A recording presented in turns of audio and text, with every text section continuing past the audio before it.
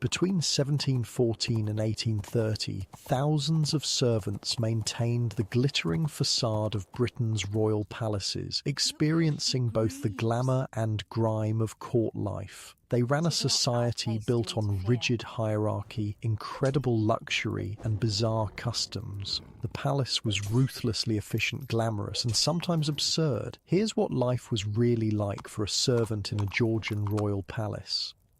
Hey, quick thing before we start. If you actually listen to these regularly, hit like or subscribe. I always wonder where everyone's at, so comment your city and what time it is. Weird to think some of you are having breakfast in London while I'm recording this at night here in the States. Alright, tonight it's Kensington Palace during the Georgian era, but hold up, get comfortable first. I'm serious. Pillows, blankets, whatever you need. You're gonna be here a while.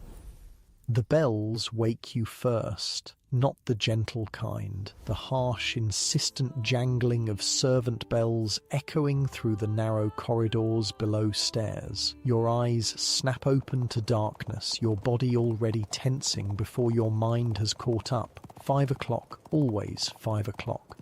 Your pallet is hard beneath you, just a thin mattress stuffed with straw that does nothing to cushion against the wooden slats below. Not like your plush bed now. The tiny servant's attic room is freezing in the January dawn, your breath visible in the dim light filtering through the single small window. You can hear the other servants stirring around you, 5 of you crammed into this small space with barely enough room to dress. No privacy, no comfort, just the knowledge that you need to be downstairs and working before anyone even thinks of ringing that bell again. First day, whispers Anne, the senior housemaid who's been at Kensington for 3 years. Practically an eternity in service. Remember what I told you. Keep your eyes down, your mouth shut, and your ears open. You nod, fingers fumbling with the ties of your plain linen shift. This isn't some modest country house with a handful of staff. This is Kensington Palace in 1720, the beating heart of the court of King George I, with hundreds of servants rushing about a carefully orchestrated dance of duty and deference. And you're now part of it. And for God's sake, Anne adds, don't stare at the Turks. The what? You ask, still half asleep. She rolls her eyes. The king's Turkish servants, Mehmet and Mustafa, they're higher ranked than everyone except maybe the steward. The English courtiers hate them, but they're the king's favourites. She lowers her voice. They say Mehmet examines the king's piles. You're about to ask what exactly that entails when the bell rings again, more insistent this time. That's Mistress Keene, Anne hisses, referring to the housekeeper. She'll have both our hides if we're late. 5 minutes later, you're hurrying down the servant staircase, narrow, steep and winding, deliberately designed to keep you out of sight. Unlike the king's grand staircase, with its elaborate paintings and gilded banisters, this one is plain stone worn smooth by generations of hurrying feet. You've already banged your elbow twice on the sharp corners. The air changes as you descend, warmer, filled with the smell of baking bread and wood smoke from the kitchen fires that have been burning since 4. A footman rushes past, barely missing you, a silver tray balanced expertly in one hand. Watch it, he snaps, not even looking back. At the bottom of the stairs stands Mistress Keene, the housekeeper of Kensington Palace. She's a formidable woman in her 50s, with keen eyes that miss nothing and a bunch of keys hanging from her waist, the symbol of her authority. Next to her stands Mr. Hamilton, the butler, tall and imposing in his formal livery despite the early hour. "Late," Mistress Keene says simply as you arrive, slightly breathless. "Not an auspicious beginning." "Sorry, ma'am," you mumble, eyes down as instructed. "Look at me when I speak to you, girl," she says sharply. Your eyes snap up to meet hers. better. Now, you've been hired as a housemaid, but with the Cherokee delegation arriving next month, we may need all hands for different duties. You'll go where you're told. When you're told, without question. Is that clear? Yes, Mom. Good. Anne will show you your duties. The palace is waking. Do not be seen by the family or the courtiers, and do not, under any circumstances, make noise. They are not to be reminded that their comforts require work. With that dismissal, you follow Anne into a world that exists parallel to the opulent splendour above, the hidden realm of the servants. First thing, Anne whispers as you hurry along a corridor, we have to light the fires in the main rooms before anyone's up. 28 fireplaces, and they all need to be cleaned out, laid fresh and lit before the family rises. 28, you repeat, dismayed? And that's just our section, Anne says with a grim smile. The palace has over 100 rooms. Good thing you're not afraid of a bit of soot. Oh, and stairs. Lots of stairs. You're carrying a heavy bucket of coal, trying to keep up with Anne's brisk pace, when you turn a corner and nearly collide with two men in elaborate, colourful clothing unlike any you've seen before. One wears what looks like a Polish fur hat above an Eastern-style undergarment and jacket. The other is similarly dressed in a fusion of European and Ottoman styles. Anne immediately presses herself against the wall, eyes downcast, and you hastily follow suit. Those are them, she breathes once they've passed. The Turks, that's Mehmet von Königstreu and Mustafa von Misitri, former prisoners of war from Ottoman Greece. Now they're the king's most trusted servants. Mehmet's the keeper of the privy purse, controls all the king's personal spending. They don't look like servants, you whisper back, remembering their rich clothes. That's the thing about court. Nothing's what you'd expect, Anne replies. Now come on, we've got fires to light. The next hour is a blur of fireplaces, sweeping out old ashes, laying fresh kindling, lighting fires and trying not to get completely covered in soot in the process, all while moving as silently as possible through the grand state rooms of Kensington Palace. Each room is more opulent than the last. Rich tapestries, gleaming furniture, priceless paintings, but you barely have time to look as you work. Don't gawk, Anne hisses when she catches you staring at an enormous painting. That's how you get noticed, and trust me, you don't want to be noticed. By the time you've finished with the fires, your back aches and your hands are filthy despite the cloths you've wrapped around them. But there's no rest. Now it's time to fetch water for the morning washing and bathing of the royal family and their guests. Water has to be hauled up from the kitchens, Anne explains, as you both pick up large copper jugs. No running water up here, so every drop has to be carried by us. The king likes his water scalding hot, and if it's cooled too much by the time it reaches his chambers... She draws a finger across her throat. The water is indeed scalding, steam rising from it as you carefully make your way up the servants' stairs, trying not to slop any onto yourself. Your arms tremble with the effort. Each jug weighs nearly 20 pounds, and this is just the first of many trips you'll make today. As you're struggling up the stairs, a bell rings sharply from somewhere above. That's the bell from the Queen's drawing room, Anne says, not breaking stride. Someone else will get that. Each bell has a different tone, and they're all connected to a board in the servants' hall. Shows which room is ringing. You'll learn them all eventually. How many are there? You ask, arms burning from the weight of the water. 56, Anne replies matter-of-factly. And you better come running when you hear yours. You reach the top of the stairs, and Anne leads you down a corridor toward the private chambers. Quick now, she urges. We need to have this water in place before... She stops abruptly as a door ahead opens. Anne immediately flattens herself against the wall again, and you copy her. Water sloshing dangerously in your jug. A group of elegantly dressed people emerge from the room, courtiers by their fine clothes. Among them is a woman so extraordinarily attired that you can't help but stare. Her dress, a mantua, stands out from her body on both sides, making her nearly 6 feet wide. The fabric is patterned silk with an elaborate embroidery of seashells. Her hair is powdered white and piled high, adding another foot to her height. She moves with small, careful steps, unable to cross her arms or sit down in the restrictive garment. 2 maids follow behind her, ready to assist with the elaborate dress at a moment's notice. "That's Lady Howard," Anne whispers once they've passed. "She's a maid of honour to the Princess of Wales. They have to wear those court dresses whenever they're on duty. Can't sit down, can barely walk and need help using the chamber pot." She smirks slightly. "Still think the life upstairs is all glamour?" You continue on your way, passing a window that looks out over the elaborate Kensington Gardens. You catch a glimpse of more finely dressed people strolling along the paths, footmen trailing discreetly behind them. "Never look out the windows when you're working," Anne admonishes. Servants don't have time for views.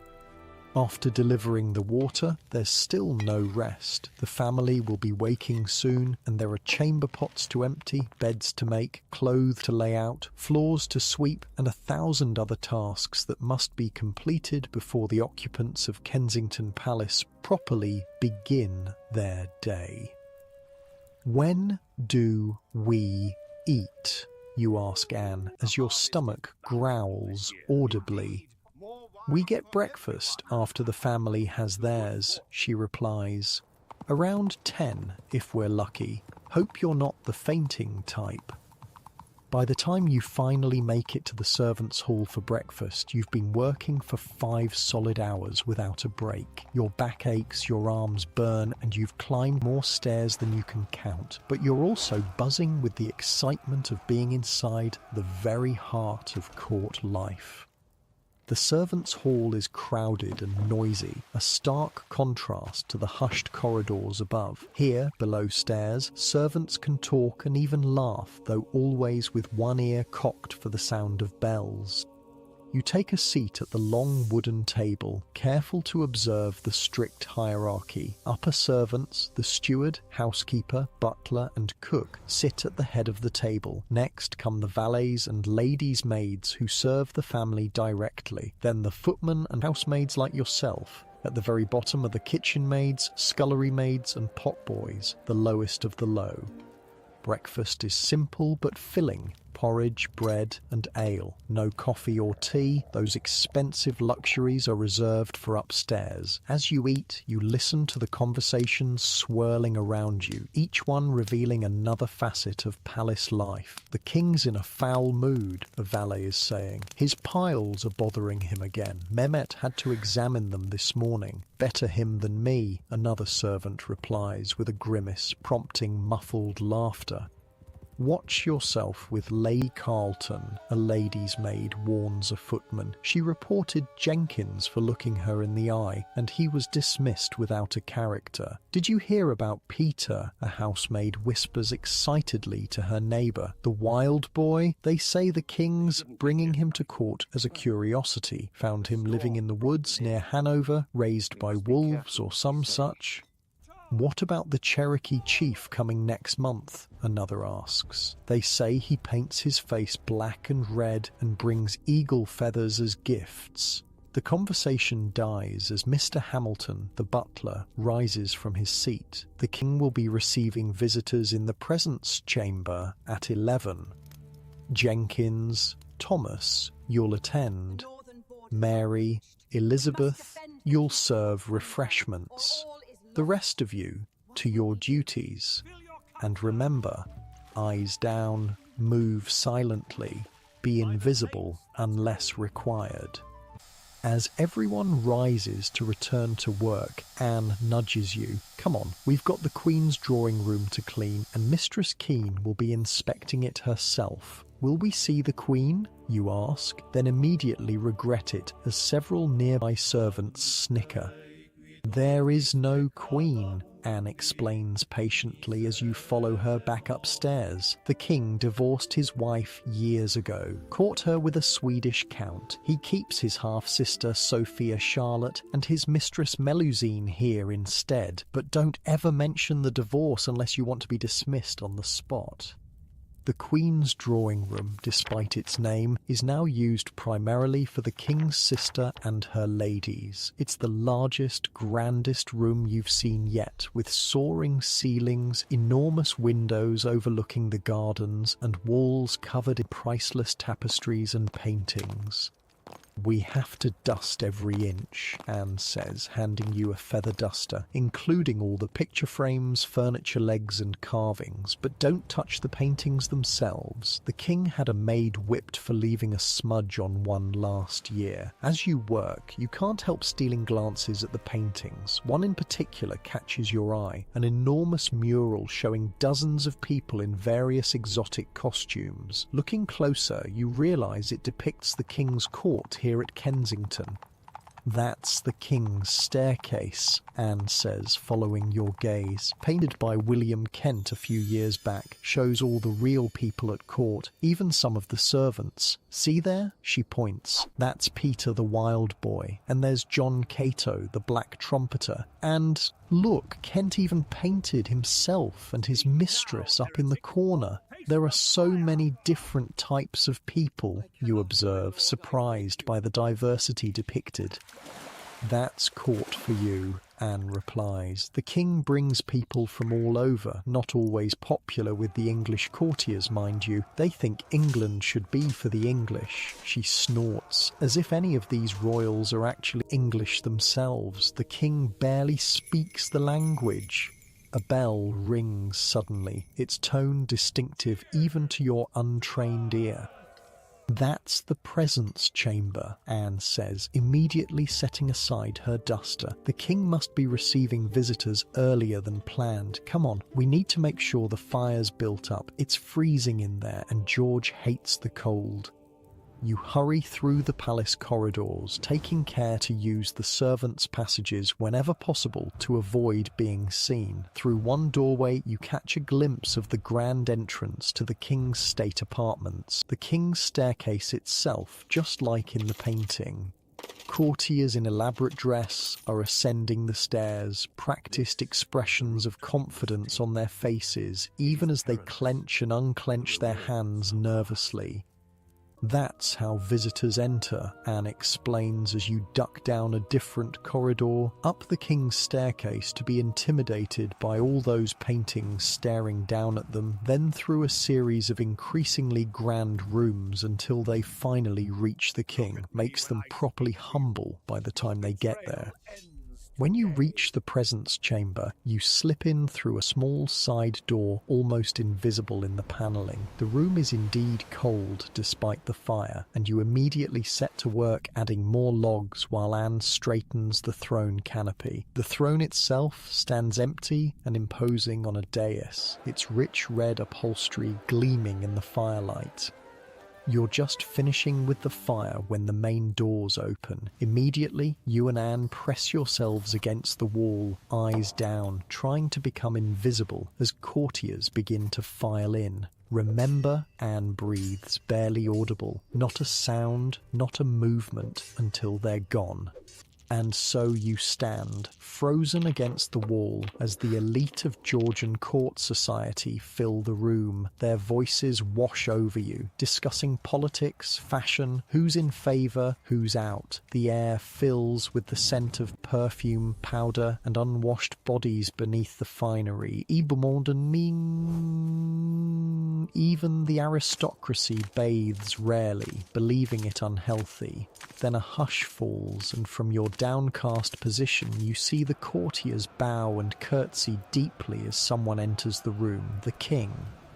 George III is shorter than you expected, a stocky man of 60 with a florid face and a prominent nose. His wig is perfectly powdered, his coat richly embroidered with gold thread. He walks with a slight limp, gout according to palace gossip, and is followed closely by Mehmet and Mustafa, the Turkish valets. The king takes his seat on the throne, face impassive as the courtiers rise from their bows. He says something in German to Mehmet, who translates it into English for the assembled crowd. His Majesty will receive petitions now, Mehmet announces, his accented English carrying across the room. One by one, the courtiers approach the throne, bowing again before presenting their requests to the king. Some seek positions for themselves or family members, others royal patronage for projects, still others resolution to disputes. George listens impassively to each, occasionally conferring with Mehmet before giving his answer in German, which Mehmet then translates. From your position against the wall, you observe the intricate dance of court politics playing out before you. Every gesture, every word seems calculated. When the king smiles slightly at one petitioner, the courtiers shift almost imperceptibly, recalibrating the man's status in their minds. When he frowns at another, you can almost feel the man's stock plummeting. Or see how it works? Anne whispers, so quietly you barely hear her. One smile from the king makes a career, one frown breaks it, and we see it all. As the audience continues, you remain motionless against the wall, your legs beginning to cramp from standing so still. But you dare not move. Servants who draw attention to themselves rarely last long at court. Finally, after what seems like hours, the king rises. Instantly, everyone bows again as George leaves the room, followed by his entourage. Only when the last courtier has departed does Anne finally step away from the wall, rolling her shoulders to ease the stiffness. "Not bad," she says, looking you over. "You didn't faint, Fidget, or make a sound. Might make a proper palace servant of you yet." As you help Anne clear the room, gathering discarded gloves, handkerchiefs, and even a forgotten snuff box, she continues your education in palace life. "The real power isn't always where you think," she says, checking under a chair for any missed items. "Take the king's mistress, Melusine. She has the king's ear more than any minister, and the housekeepers and valets, they know every secret, hear every whisper. Information is valuable currency at court." She straightens up, a slight smile on her face. That's why it's not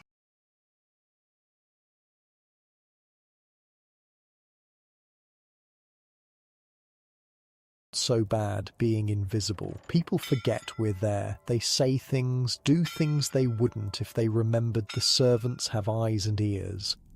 You think about everything you've seen and heard already in just your first few hours at Kensington Palace. The political manoeuvring, the secrets, the rigid hierarchy that governs every interaction. It's a far cry from the simple farm life you left behind, but there's an undeniable excitement to being at the very centre of power, even if you're just dusting the furniture where that power sits.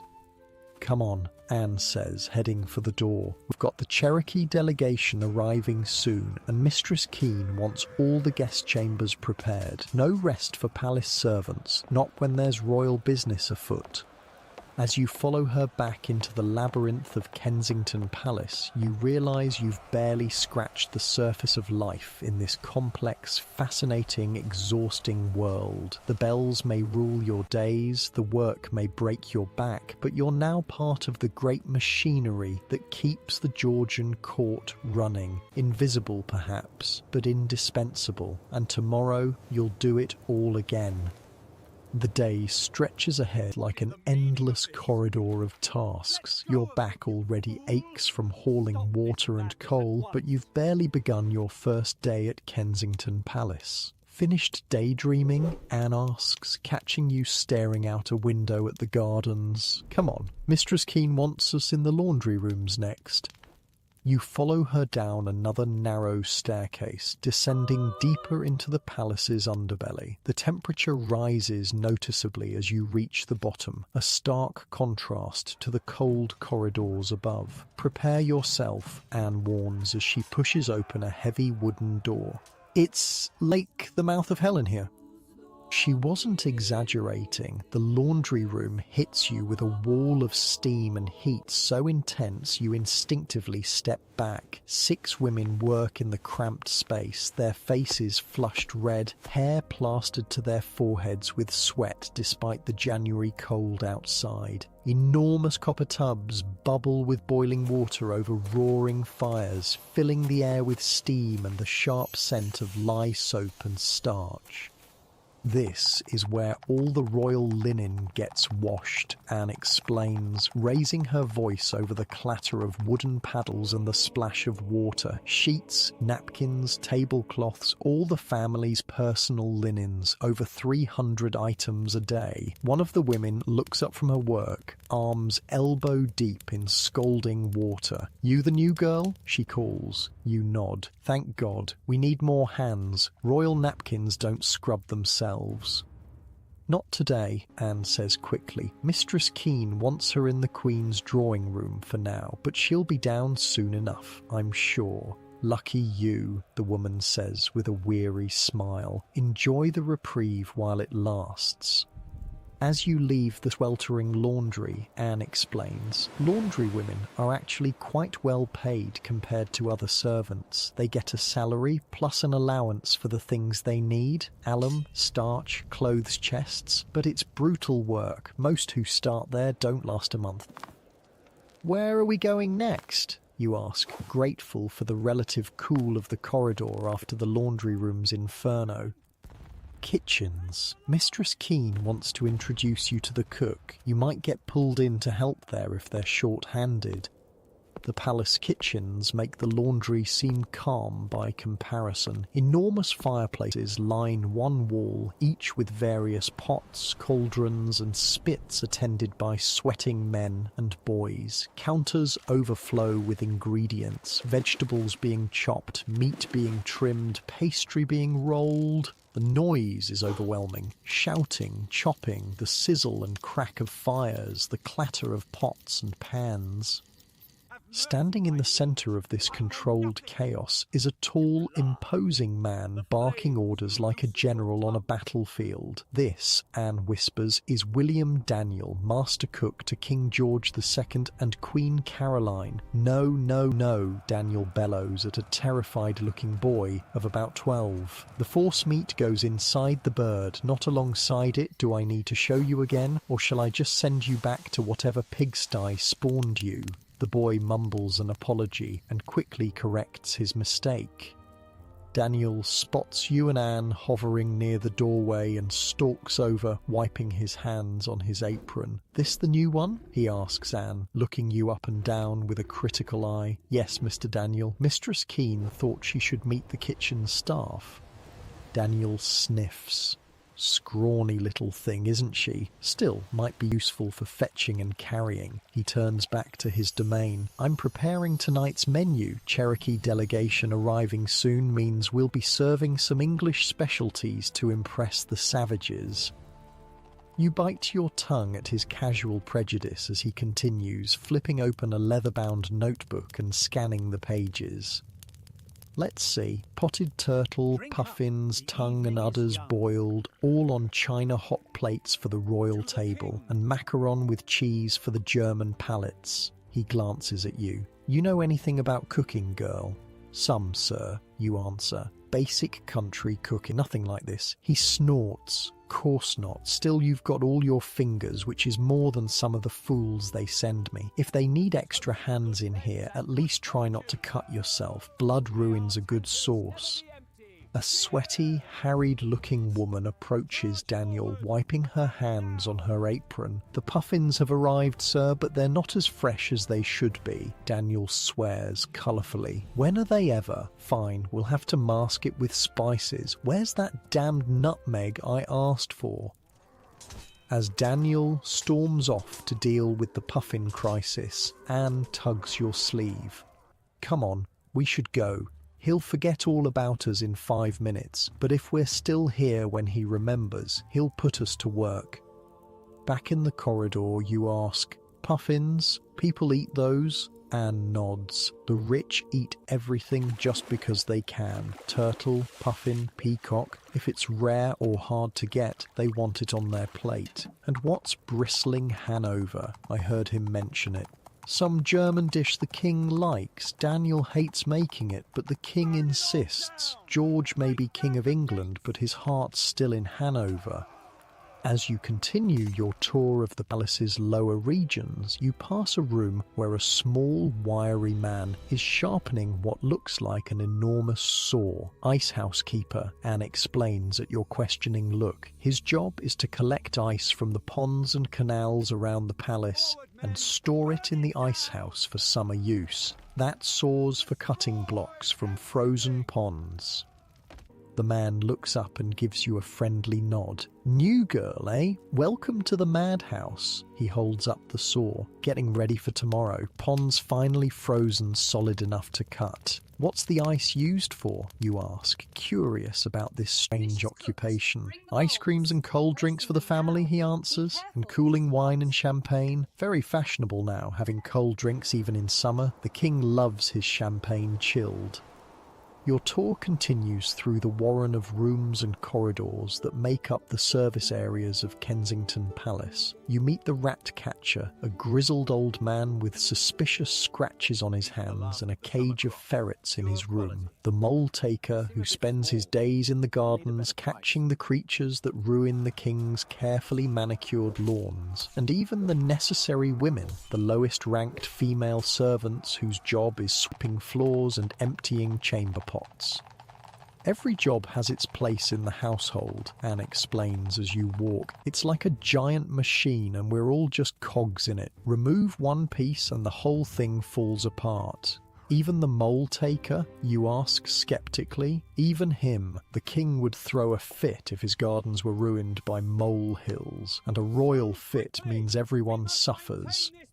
As you turn a corner, you nearly collide with a young boy of about 14 dressed in fine but slightly ill-fitting clothes. What's strange is his behaviour. He's crawling on all fours, making odd grunting noises, and quickly pulls you aside as an exasperated-looking man in scholarly robes follows the boy. "Peter, Peter, come here at once," the man calls, but the boy just continues crawling, occasionally stopping to sniff at the floor like a dog. "That's Peter, the wild boy," Anne whispers as they pass. "The one I told you about from the painting, found living in the woods in Germany. Doesn't speak, acts like an animal. The king brought him to court as a curiosity. That's Dr. Arbuthnot trying to teach him proper behaviour." "Has he had any success?" Anne shakes her head. "Not really. Can't get him to talk at all, but the court finds him amusing, so he stays." You continue on, passing through a corridor where bells of different sizes line the wall, each connected by wires to different rooms throughout the palace. "This is the heart of the system," Anne explains. "Each bell makes a different sound, so servants know which room is calling without looking at the board. It takes most people months to learn them all." Just then, one of the bells rings sharply. A footman who's been lounging nearby immediately stands at attention, checks the board, and hurries off. "Princess Caroline's dressing room," Anne says. "Poor James. Her lady-in-waiting is a dragon." The morning passes in a whirlwind of introductions and tasks. You help clean silver, dust ornaments, polish furniture, and carry messages between different departments. By midday, your feet are throbbing and you've lost all sense of direction in the palace's labyrinthine layout. "Don't worry," Anne says as you admit your confusion. "Took me a month to stop getting lost. Just remember, green carpets mean the king's apartments, blue means the princess's, and red is for guests and staterooms." In the servants' hall at midday, you finally get a proper meal. A thick stew made from leftover meat from the royal table with plenty of bread to dip in it. The hierarchy is still strictly observed, but the atmosphere is more relaxed than breakfast, with servants gossiping and exchanging news. "Heard the Cherokees are bringing wampum belts as gifts," a footman says between mouthfuls. "Whatever those are." "Eagle feathers too," adds a maid, "and they paint their faces for ceremonies. Can you imagine the king's face when he sees that?" "Speaking of faces," another servant chimes in, lowering his voice, "did you see Lady Harrington's new beauty patches trying to hide the smallpox scars, poor thing?" "Better than Lord Fenton's solution," replies the first footman with a smirk. "Slathering himself in white lead paint like a common trollop. He'll be mad as a hatter within the year with all that poison seeping into his skin." The conversation flows around you, a river of palace gossip, complaints about particularly demanding courtiers, and speculation about who's rising or falling in the king's favour. You listen, fascinated by this parallel world that exists alongside the glittering court above. After the meal, Anne leads you to the yeoman's wardrobe, a vast room filled with clothing belonging to the royal family and key courtiers. "This is where we maintain and store their clothes," she explains. "Each item has to be carefully inspected for damage, repaired if necessary, cleaned appropriately, and stored properly. Get it wrong and it's your head." An older woman is seated by the window, carefully stitching lace onto a magnificent gown of blue silk. She looks up as you enter. "Mrs. Thrale, this is our new housemaid," Anne introduces you. "Mrs. Thrale is dresser to Queen Charlotte." The woman nods in acknowledgement. Another pair of hands always welcome. "Can you sew, girl?" "Yes, ma'am," you reply. "My mother taught me." "Good. We're always mending something around here. Those court mantuas tear easily with all that hooping and whalebone." She holds up the dress she's working on. "This is for Lady Howard. Notice the seashells? That's her family crest motif. Every detail matters in court dress. The wrong embroidery could cause a diplomatic incident." You examine the exquisite gown more closely. The craftsmanship is extraordinary, with tiny pearls sewn among the embroidered shells. The fabric alone must have cost a fortune. "How do they even move in these?" you ask, remembering Lady Howard's mincing steps from earlier. Mrs. Thrale chuckles. "They don't much. Court dress isn't for comfort, girl. It's for display, showing your wealth and status. The more uncomfortable and impractical, the better. Means you don't have to do anything useful." As you help Anne sort through a chest of linens, checking each piece for tears or stains, Mrs. Thrale continues working on the gown while sharing her observations on court life. "Been here 23 years, she says, needle flashing in the winter light. "Seen 3 kings come and go. They all have their quirks. This one hates bathing, thinks it lets in bad humours. Last one was obsessed with his timepieces, had 50 clocks all set to chime at different times, used to drive the servants mad." A bell rings in the distance and Anne looks up. "That's the king's gallery. They'll need the fires built up. He's showing the new paintings to some guests." "Go on then," Mrs. Thrale says, "and mind you don't brush against any of the artwork. That French master last month cost more than you'd earn in 50 lifetimes." You and Anne hurry through the palace, taking the servants' shortcuts to reach the king's gallery quickly. This magnificent space is lined with paintings, portraits, landscapes, and historical scenes, all in gilded frames. Tall windows let in the winter light, illuminating the polished wood floor and richly coloured rugs. Quick, build up the fire before they arrive, Anne instructs, pointing to the massive fireplace at one end of the gallery, and dust the frames, but for God's sake don't touch the paintings themselves. You work quickly, adding logs to the fire and carefully dusting the ornate frames. The gallery is empty for now, but voices from the adjoining room indicate the king and his guests will arrive soon. When they come in, we stand by the wall and don't move, Anne reminds you. Like statues, they don't want to be reminded that keeping this place running takes actual people. Sure enough, just as you finish dusting the last frame, the doors open and a group enters. King George is at the centre, accompanied by several courtiers and a man who must be the artist, an elegant figure with a velvet coat and confident bearing.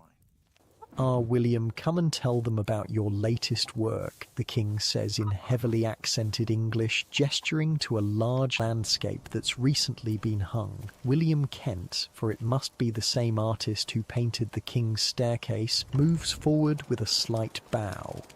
"Your Majesty, this is a view of Richmond Palace from the river.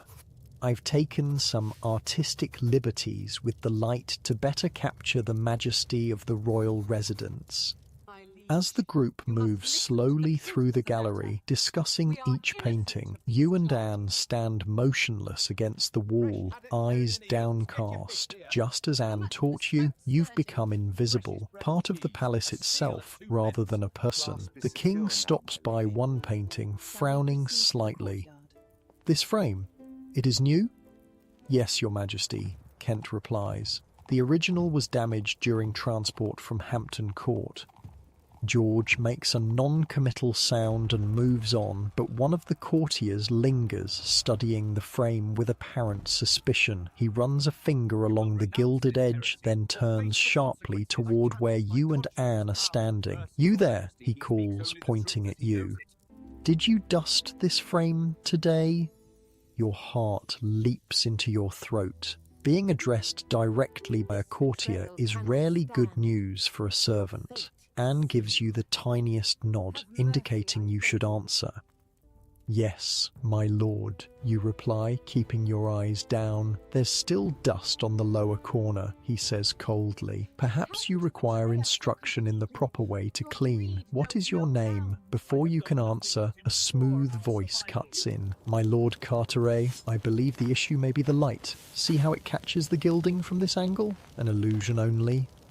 It's Kent, the artist, casually stepping between you and the irate courtier. He makes a show of examining the frame closely. "Yes, just as I thought. The new gilding reflects differently. No dust at all. In fact, it's exemplary work." He gives you the briefest glance and wink before turning back to Lord Carteret. "Now I must show you the companion piece to this. It's just here."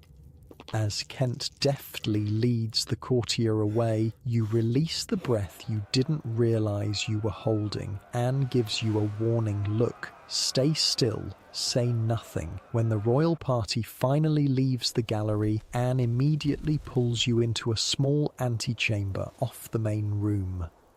"That was close," she hisses. "Lord Carteret has had 3 servants dismissed this month alone. He likes finding fault." "Why did Kent help me?" you ask, still shaken by the encounter. Anne shrugs.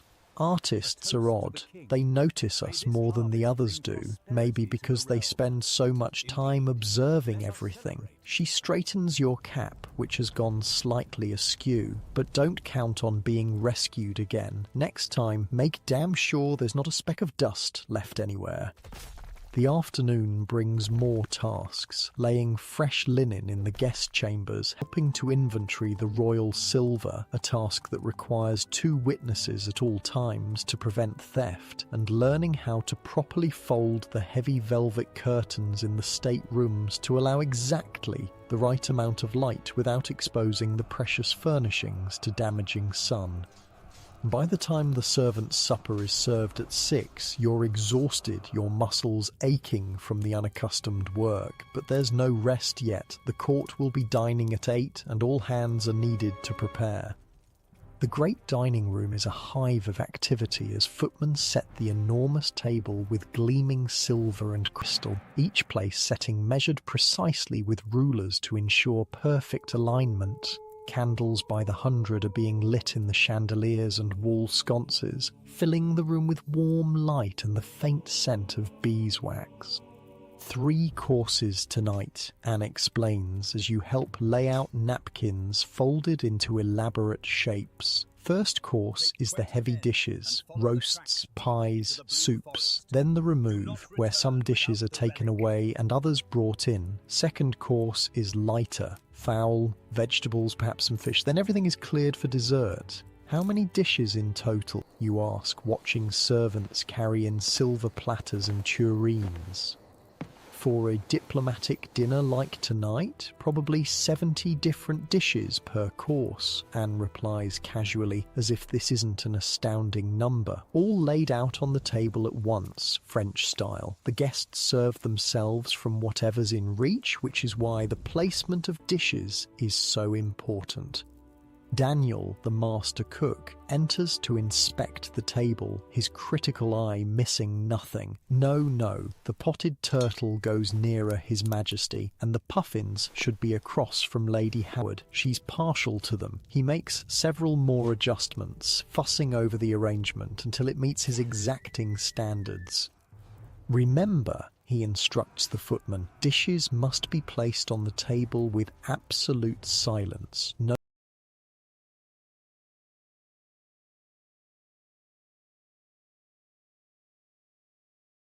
clattering, no scraping. The conversation should not be interrupted by the arrival of food. As the hour approaches for dinner, you and Anne are stationed in a small room adjoining the dining room, ready to fetch anything needed during the meal. Through the partially open door, you can see the magnificent table with its gleaming silver, crystal and china, the light from hundreds of candles making the room glow like a jewel box. Will we see the Cherokee chief? You whisper to Anne. She shakes her head. Not yet. He arrives tomorrow. Tonight is just for the court and diplomatic corps, getting all the protocol straight before the savages arrive. She makes a face at the word, as if half the nobles aren't savages themselves, the way they behave.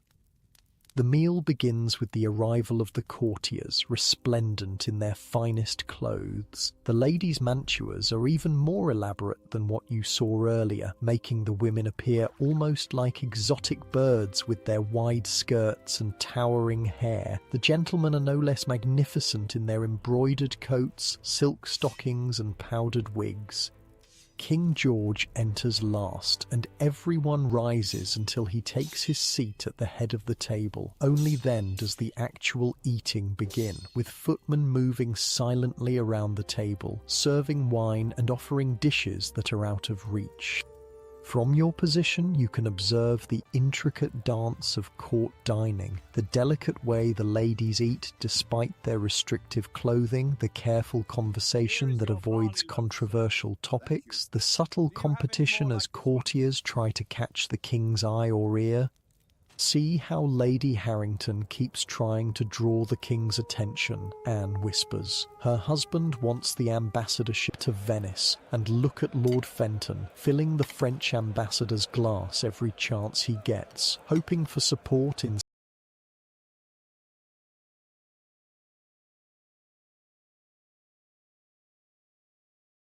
some trade agreement, I'd wager.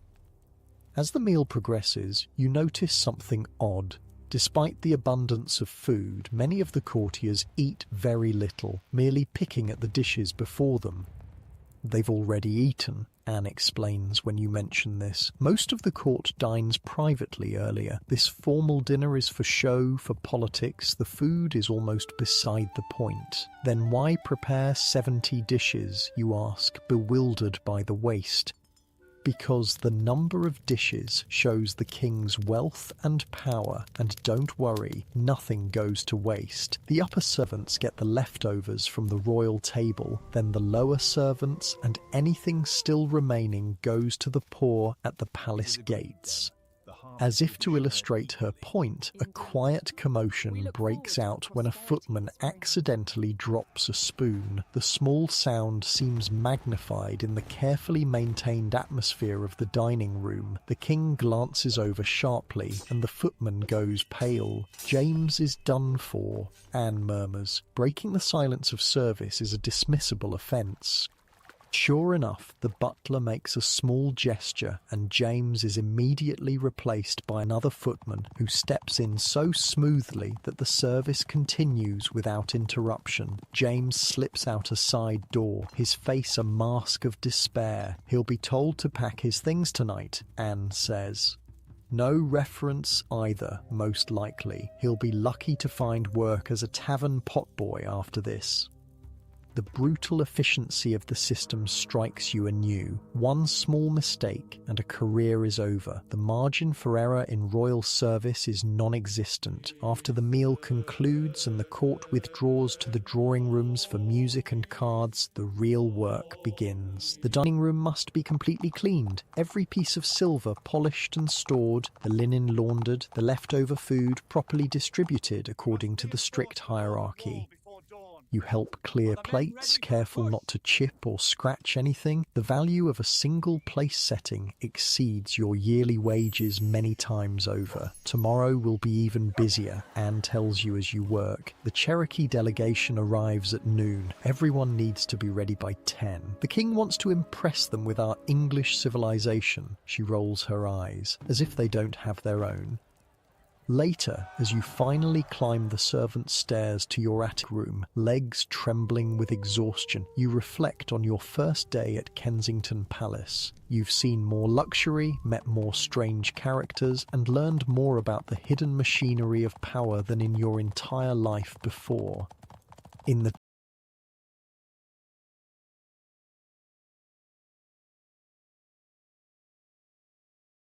tiny room, the other maids are already getting ready for bed. Most are too tired for conversation, stripping off their uniforms and collapsing onto their pallets. Tomorrow will begin at 5 again. Another day of invisible service to the visible splendour of the Georgian court. Well, Anne asks as you sink onto your hard mattress. Still think palace life is all glamour? You shake your head, too exhausted to speak. The candlelight catches a patch of silver polish on your hand that you missed when washing, a small gleaming reminder of your place in the grand scheme of Kensington Palace. Get some sleep, Anne advises, blowing out the candle. Tomorrow we meet the Cherokees, and tomorrow you really learn what it means to be a royal servant. The bells wake you before dawn again, though your body protests with every movement. Yesterday's labour has left muscles aching that you didn't even know you had. Your back throbs from carrying water, your arms burn from scrubbing floors, and your feet feel like they've been pounded with hammers. Up you get, Anne says, already dressing in the dim light. Big day today, Cherokees arriving. You groan softly as you force yourself to sit up, straw rustling beneath you. Sore? Anne asks with a knowing smile. First week's always the worst. After that, your body either gets used to it or gives out entirely. Does anyone ever get used to this? You ask, wincing as you pull on your stockings. Course, Mrs. Thrale's been doing it 23 years, hasn't she? Though she says her knees are pretty much done for. You think of the dresser's careful movements yesterday, the way she shifted in her seat occasionally, as if to ease some persistent pain. The trick, Anne continues, fastening her apron, is to save your strength where you can. Don't rush upstairs when no one's watching. Sit whenever possible, and for God's sake, never volunteer for anything. You follow her advice as best you can as the morning routine begins. Fires to light, water to carry, chamber pots to empty. But today, there's an added urgency to everything, a tension that runs through the entire palace like a plucked string. They've been preparing for this Cherokee visit for months, Anne explains as you hurry through the corridors. King wants to impress them, show how powerful England is, so they'll stay allies against the French in the colonies. Politics. She says the word with the same tone someone might use for a bad smell. When you reach the servants' hall for breakfast, the room is buzzing with activity and gossip. Heard they're bringing scalps as gifts, a footman says, eyes wide. Don't be stupid, a lady's maid retorts. It's wampum belts and tobacco. What about the face paint? Another servant asks. Jenkins says they paint themselves like devils for war. This isn't war, is it? A nervous-looking young maid asks. Depends who you ask, Anne mutters beside you. The French might call it war. Mr. Hamilton claps his hands sharply, silencing the chatter. Enough speculation. The Cherokee delegation will arrive at noon. They are to be treated with the same respect as any foreign dignitaries. Any servant caught gawking, whispering, or behaving inappropriately will be dismissed without character. Is that understood? A chorus of "Yes, Mr. Hamilton" follows. Good. Now, each of you has your assigned duties. The king expects perfection today, and so do I. As you eat your porridge, you notice a woman you haven't seen before entering the hall. She's well dressed, not in servant's clothes, but not in court finery either. Something in between. She's plump, healthy looking, with a calm, dignified bearing. Who's that? You whisper to Anne. Catherine Elliot, Anne replies quietly. Used to be wet nurse to Prince James. Now she has some official position at court, companion or something. Still treated with respect because she literally fed the royal blood with her own body. You study the woman with new interest. So she used to breastfeed the prince, not the queen? Anne snorts. Royal ladies don't feed their own babies. Too high and mighty for that. They find healthy women who've just had babies themselves to do it. But she's still here even though the prince must be grown now. Once you've literally nursed a royal at your breast, you've got a connection they can't ignore. They take care of their wet nurses. Good position if you can get it. Well paid, respected, set for life. After breakfast, you're assigned to help prepare the cupola room where the initial meeting with the Cherokee delegation will take place. It's one of the most magnificent rooms you've seen yet. Octagonal, with a domed ceiling painted with an elaborate celestial scene, marble columns, and gilded statues in niches. Designed by William Kent for the king, Anne explains as you polish a marble tabletop. This is where they receive the most important visitors. As you work, a woman enters carrying an armful of fresh linens. She's clearly a servant but carries herself with unusual confidence. That's Mrs. Silker, Anne whispers. She's dresser to Queen Charlotte, been here forever. Mrs. Silker nods to you both as she lays out the linens on a side table. New girl? She asks, looking you over. Yes, ma'am, you reply. Just started yesterday. Well, you'll want to get those corners properly polished. The king notices everything. She adjusts the linens with practiced efficiency. Anne, Mistress Keene wants you to help with the Queen's drawing room. I'll finish showing the new girl around. Anne leaves, and you continue polishing under Mrs. Silker's watchful eye. Unlike some of the other senior servants, she doesn't bark orders or criticize constantly. Instead, she occasionally offers quiet guidance. Small circles work better on marble, or a bit more oil there. As you work, she tells you more about her role. Been dresser to the Queen for 12 years now. Before that, I served her mother. Know exactly how she likes her clothes arranged, which order to hand the pieces to her, which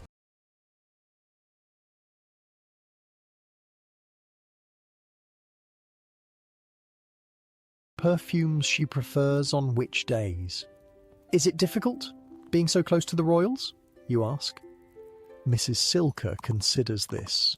Yes and no. They're people when it comes down to it. Have their moods, their preferences. The trick is learning them, anticipating them. Make yourself useful but not noticeable. She straightens a tassel on a cushion. The Queen reads the newspaper while she's being dressed. Sometimes reads bits aloud to me. Not that she's asking my opinion, mind you, just thinking aloud.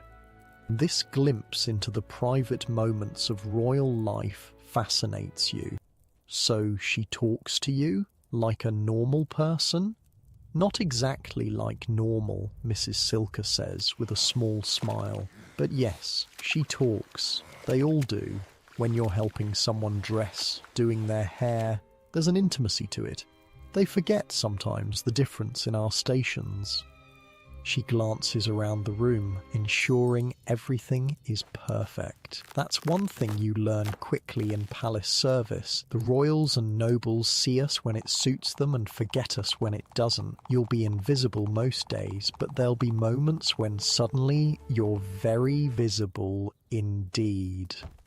Those moments can make or break you. A bell rings in the distance, not the sharp summons of a service bell, but the deeper tone of the palace clock.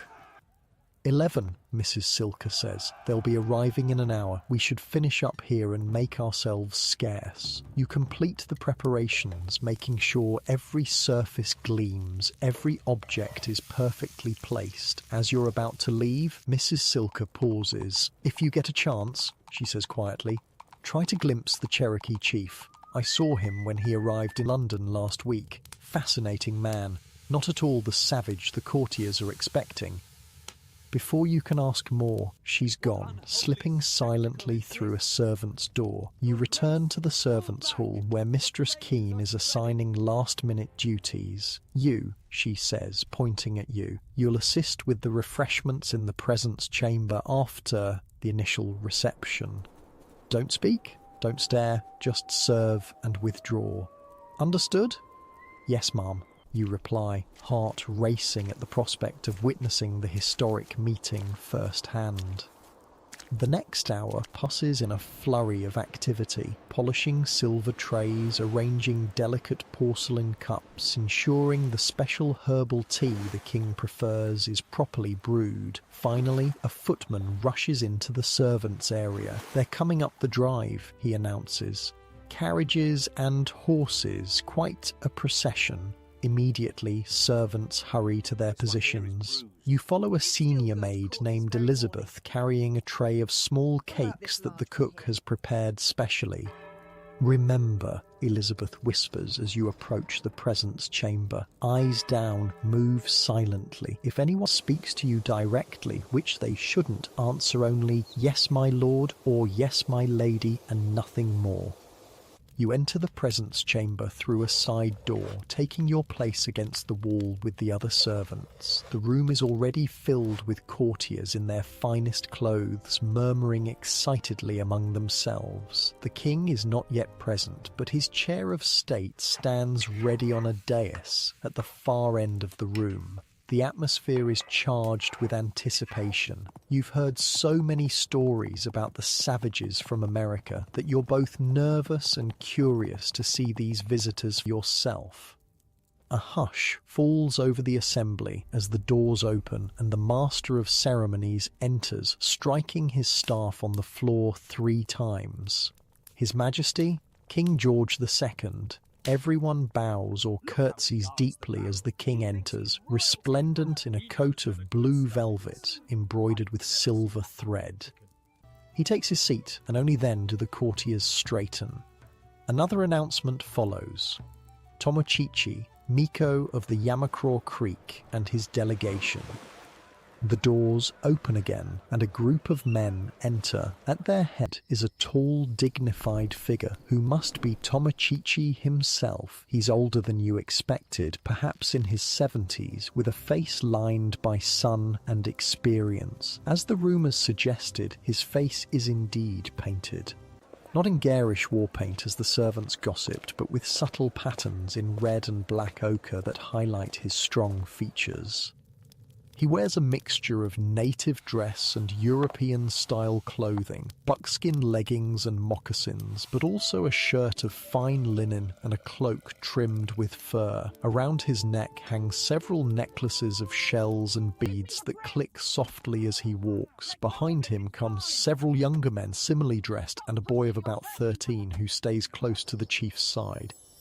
The delegation approaches the king and stops at a respectful distance. There's a moment of silence as the two leaders regard each other, the German-born King of England and the Creek chief from lands across the ocean. Then, to the visible surprise of many courtiers, Tomochichi bows. Not in the European style, but with a dignified inclination of his head. He speaks in his own language, his voice deep and measured. A translator steps forward, a weathered Englishman in colonial dress who's clearly spent time among the Creek people. The great Miko Tomochichi greets the great chief of the English people. He brings gifts and friendship from across the great water. One of the younger men steps forward carrying a bundle wrapped in soft hide. He unwraps it to reveal several eagle feathers mounted on decorated sticks. The translator explains, "These sacred eagle feathers have been carried to many Creek towns, signifying peace between our peoples." The Miko presents them to the English chief as a token of continued friendship. King George nods, and Mehmet, his Turkish valet, steps forward to accept the gifts with a bow. The ceremony continues with formal speeches from both sides, translated back and forth. You stand motionless against the wall, but you can't help stealing glances at this fascinating scene. Two vastly different worlds meeting in this ornate chamber. What strikes you most is the dignity of the Creek delegation. Despite the whispers and stares from the courtiers, they maintain a composed, almost regal bearing. Tomochichi speaks with the confidence of a leader, meeting the king's gaze directly, something even many English nobles hesitate to do. After the formal exchange of gifts and greetings, the king rises, signalling the end of the public audience. "We shall continue our discussions privately," he announces. "Refreshments will be served." This is your cue. Following Elizabeth's lead, you step forward with your tray of cakes, offering them first to the king, then to Tomochichi and his delegation. The chief studies the unfamiliar sweets for a moment before selecting one. He takes a bite, considers the taste, then nods appreciatively. As you serve the young Creek boy, he looks directly at you with curious eyes. For a brief moment, your gazes meet, and he gives you a small smile, a simple human connection across the vast gulf of language and culture that separates you. You quickly look down again, remembering your place, but the moment stays with you. The king and the Cherokee delegation withdraw to a smaller chamber for private talks, and the courtiers disperse, buzzing with excited conversation about the noble savages and their exotic appearance. As you return to the servants' area with your empty tray, Anne finds you. "Well, did you see them? What were they like?" "Not at all what I expected," you admit. The chief, he carried himself like a king himself, and they weren't wild or strange, just different. "Told you," Anne says with satisfaction. "Court gossip's usually wrong about everything. Now come on, they'll be dining in the king's private apartments tonight, and we need to help prepare." The rest of the day passes in a whirlwind of activity. The private dinner for the king and his guests requires just as much preparation as a full court banquet, even with fewer diners. Every detail must be perfect. The king is particularly concerned about impressing his visitors with English sophistication. In the kitchen, William Daniel is creating special dishes that showcase the best of English cuisine, while avoiding anything too strange or exotic that might confuse the Cherokee guests. Or roast beef, he declares, consulting his leather-bound notebook. The finest in Europe. They must try English roast beef and Yorkshire pudding, but not too much spice. Their palates won't be used to it. You help carry plates and linens to the king's private dining room, arranging everything according to the precise instructions of the butler. The table is smaller than the great banquet table, but no less magnificent, with gleaming silver, crystal, and the finest porcelain. The king will sit here, the butler instructs, indicating the head of the table. Chief Tomochichi to his right, that's the position of honor. The translator next to the chief, then the Cherokee boy. The other delegates and English officials alternate down the table. Perfect balance, perfect symmetry.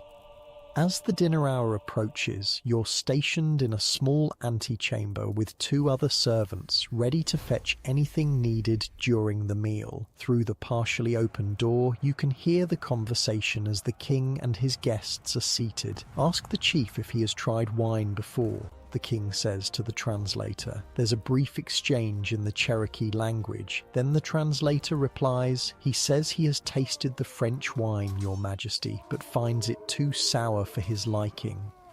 The king laughs. Then he must try proper English port, much sweeter, much better. To your surprise, the dinner proceeds with remarkable ease. Despite the language barrier, the king and Tomochichi seem to develop a rapport, communicating through gestures and expressions when the translator struggles with certain concepts. The Cherokee delegates approach the unfamiliar foods with open curiosity, trying everything offered to them. They seem particularly impressed by the roast beef, though they politely decline a dish of potted eels. At one point, the young Creek boy asks a question that causes the translator to hesitate. What does he wish to know? The king asks. He asks why there are so many people in the walls, Your Majesty. There's a moment of confusion before the king realizes the boy is referring to the servants stationed around the room, standing motionless against the walls. Ah, the king says with a laugh. Tell him these are my people who help with the meal. They are part of the palace. When the translator relays this, the boy looks unconvinced, studying you and the other servants with curious eyes. He says something else to the translator. He says in their council houses, everyone who is present takes part in the meal and the talk. No one stands silent in the walls. For a moment, the king seems taken aback by this different perspective on what he takes for granted. Interesting, he says finally. Different customs, different ways. Tell him this is our English tradition. The meal continues, but you find yourself pondering the boy's observation. To him, the elaborate hierarchy of palace service, the system you're learning to navigate, appears strange and incomprehensible. For the first time, you see your role through outside eyes, and it gives you pause. After the dinner concludes, the real work begins for the servants, clearing the table, washing the precious dishes, polishing the silver, and preparing the rooms for the following day. It's well past midnight by the time you're finally released to go to bed. As you climb the narrow servant stairs, weary to your bones, you encounter a familiar face coming down. Mehmet, the king's Turkish valet, looking just as tired as you feel. He nods to you in acknowledgement, unusual for such a high-ranking servant to even notice a housemaid. Long day, he says in accented English. Yes, sir, you reply, surprised at being addressed. He pauses, studying you. You are new here. Yes, sir, started yesterday. He nods thoughtfully. The king was pleased with today's events. The Cherokee chief impressed him. A slight smile crosses his face. Not what the English courtiers expected from a savage, I think. You hesitate, uncertain if you should respond to this observation. Mehmet seems to read your caution. It is not so different, you know. I was brought here as a curiosity too once, a Turkish prisoner. Now I examine the king's piles and keep his private purse. He shrugs. Courts are the same everywhere. Always looking for the exotic to display. With that cryptic observation, he continues down the stairs, leaving you to ponder his words as you climb to your attic room. Anne is still awake when you arrive, sitting on her pallet mending a tear in her apron. "There you are," she says. "Thought you'd never make it up. How was it, serving the king's private dinner? You sink onto your own hard mattress, too tired to even remove your shoes." Strange. Interesting. The Cherokee weren't anything like people said. "Never are," Anne replies with a yawn. "Half of what gets whispered around here is nonsense. Remember that." "I met Mehmet on the stairs just now," you tell her. "The king's Turkish valet. He actually spoke to me." Anne looks up sharply. "What did he say?" You relate the brief conversation, and Anne frowns. "Odd. He doesn't usually bother with new housemaids. Keep your distance there. He's got the king's ear, and that makes him dangerous." "He didn't seem dangerous," you protest. "Just thoughtful." "That's how the dangerous ones are," Anne says, returning to her mending. "The thoughtful ones, they notice things, remember things. In a place where most people look right through servants, the ones who actually see you are the ones to watch out for." You consider this as you finally remove your shoes and begin undressing for bed. In just 2 days, you've entered a world more complex than you ever imagined. A world of rigid hierarchy and unspoken rules, of politics and power, where even a conversation on a staircase might have hidden meanings. "Tomorrow's another big day," Anne says, blowing out the candle. "The king's taking the Cherokees hunting at Richmond. Half the household is going along, which means twice the work for those of us left behind. Better get some sleep." In the darkness, you stare up at the ceiling, mind still swirling with images from the day. Tomochichi's dignified bearing, the curious gaze of the Cherokee boy, Mehmet's knowing smile, worlds colliding in the ornate rooms of Kensington Palace, with you, a simple housemaid, witness to it all. Somewhere in the palace, a clock strikes 2. In just 3 hours, the bells will ring again, calling you to another day of service. But for now, you sink into exhausted sleep, dreaming of eagle feathers and painted faces. Turkish prisoners become royal favourites and silent servants standing in the walls. The days blend together in a haze of endless tasks, sore muscles and stolen moments of rest. A week has passed since the Cherokee delegation's arrival, and your body is finally adapting to the relentless pace of palace life. Your hands have hardened, your legs have strengthened, and you've learned to catch quick naps standing up against walls, a skill Anne assures you is essential to palace survival. This is the only Morning, Anne mumbles as you both dress in the grey light before dawn. "King's got a drawing room tonight. Gonna be a late one." You've learned that a drawing room is a formal evening reception where the king and royal family receive courtiers and distinguished visitors. For the family and guests, it's an evening of conversation, music, and political manoeuvring. For the servants, it's hours of extra work. "Will the Cherokees be there?" you ask, splashing cold water on your face from the basin you share with 4 other maids. "Nah, they left for Bristol yesterday. King's already moved on to the next thing." She yawns. "Now it's all about the Spanish ambassador's wife having a baby." Apparently, that's a matter of state importance. You've quickly discovered that palace life is a constant cycle of visitors, events, and ceremonies, each requiring perfect execution before being immediately forgotten in preparation for the next. Today's main task is preparing the Queen's drawing room for tonight's reception. As you and Anne head downstairs, the palace is already alive with activity despite the early hour. Fires are being lit, water is being hauled, and the first deliveries of the day, fresh bread, milk, flowers, are arriving at the service entrance. In the servants' hall, Mistress Keene is holding court, assigning duties with military precision. Anne, you and the new girl will assist Mrs. Thrale with the maids of honour. Their court dresses need preparation for tonight. Steam pressing, repairs, whatever's needed, report to the yeoman's wardrobe immediately after breakfast.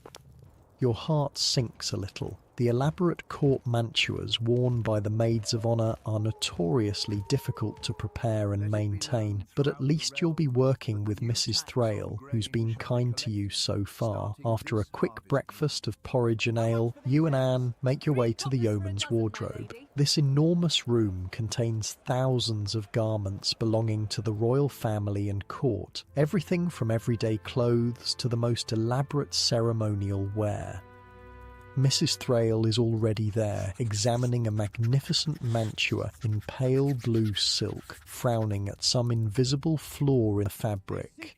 "Ah, good, you're here," she says, without looking up. "We've got 6 court dresses to prepare by 4 o'clock. The maids of honour will need to begin dressing by then to be ready for the drawing room at 8. 4 hours to dress?" you ask in disbelief.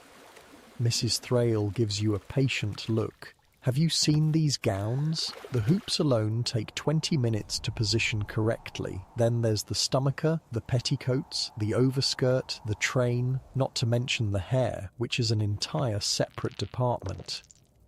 The mantuas are laid out across several tables, enormous confections of silk, brocade and lace, each at least 6 feet wide with elaborate trains. You've never seen such extravagant garments up close. The pale blue one Mrs. Thrale is examining has silver thread embroidery, depicting flowers and birds so detailed they almost seem alive. "This one belongs to Lady Howard," Mrs. Thrale explains. "Notice the seashell motif. That's her family crest. The embroidery is coming loose here." She points to a barely perceptible flaw in the silver stitching. "We need to repair it before tonight." For the next several hours you assist Mrs. Thrale and Anne in preparing the court dresses. Your task is relatively simple, carefully steaming the delicate fabrics to remove wrinkles while Anne handles basic repairs and Mrs. Thrale tackles the more complex embroidery issues. "These dresses cost more than a servant makes in 10 years, Mrs. Thrale tells you as you work. The silk alone is imported from China, the silver thread from Italy, the lace from Belgium, and they're worn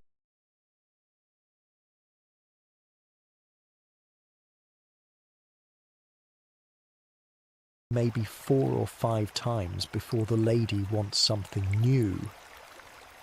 "Seems wasteful," you venture cautiously. "Of course it is," Mrs. Thrale says with a shrug. "But waste is the point. Only the very wealthy can afford to be wasteful. That's how they show their status." As midday approaches, the door to the wardrobe opens and a young woman enters, perhaps 18, with fair hair and a haughty expression. She's wearing a simple day dress, but her bearing marks her as a member of the court rather than a servant. "Lady Howard," Mrs. Thrale says with a curtsy. "We weren't expecting you until this afternoon." Lady Howard waves a dismissive hand. "I wanted to check on my gown. The embroidery needed repair, yes?"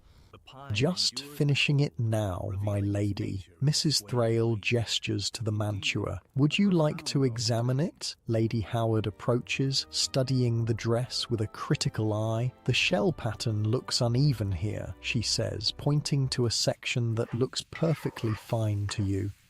"I've reinforced the stitching, my lady, but I can add more detail if you wish." Lady Howard sighs dramatically. "I suppose it will have to do. I hear Lady Carlton has a new mantua from Paris with actual pearls sewn into the fabric." "Pearls? How am I to compete with that?" "Your gown is the height of fashion, my lady," Mrs. Thrale says smoothly. "The seashell design is unique. Lady Carlton has nothing so distinctive." This seems to please Lady Howard, whose expression softens slightly. "Well, at least I won't look like every other lady at court." She glances at you and Anne, noticing you for the first time. New maids? This one is, Mrs. Thrale says, nodding at you. Just started last week.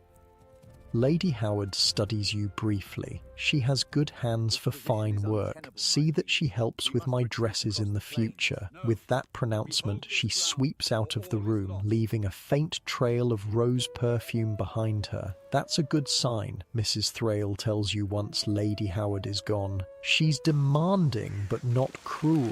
Some of the ladies throw things at the servants when they're displeased. Throw things? You repeat, shocked.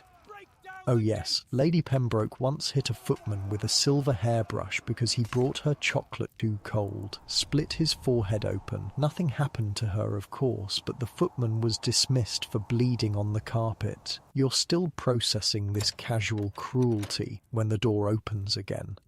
This time, it's a different sort of visitor. The Turkish valet, Mehmet, whom you met briefly on the stairs after the Cherokee dinner.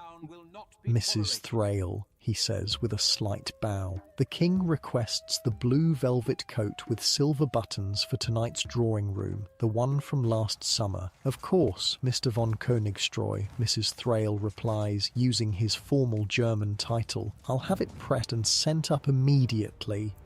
Mehmet's gaze falls on you, and a flicker of recognition crosses his face. The new housemaid. You're still here then. Many don't last the first week. Yes, sir, you reply, unsure how to respond to his direct address. Good. Perhaps you're stronger than you look. With that cryptic comment, he nods to Mrs. Thrale and leaves. That's twice he's noticed you, Anne whispers when he's gone.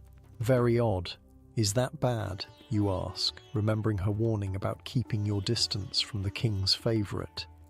Not necessarily bad, just unusual. Mehmet doesn't typically concern himself with new housemaids. He moves in higher circles. She gives you a curious look. Maybe he sees something in you. Mrs. Thrale interrupts this speculation. Less gossip, more work. These gowns won't prepare themselves, and we still have the king's blue velvet to press now.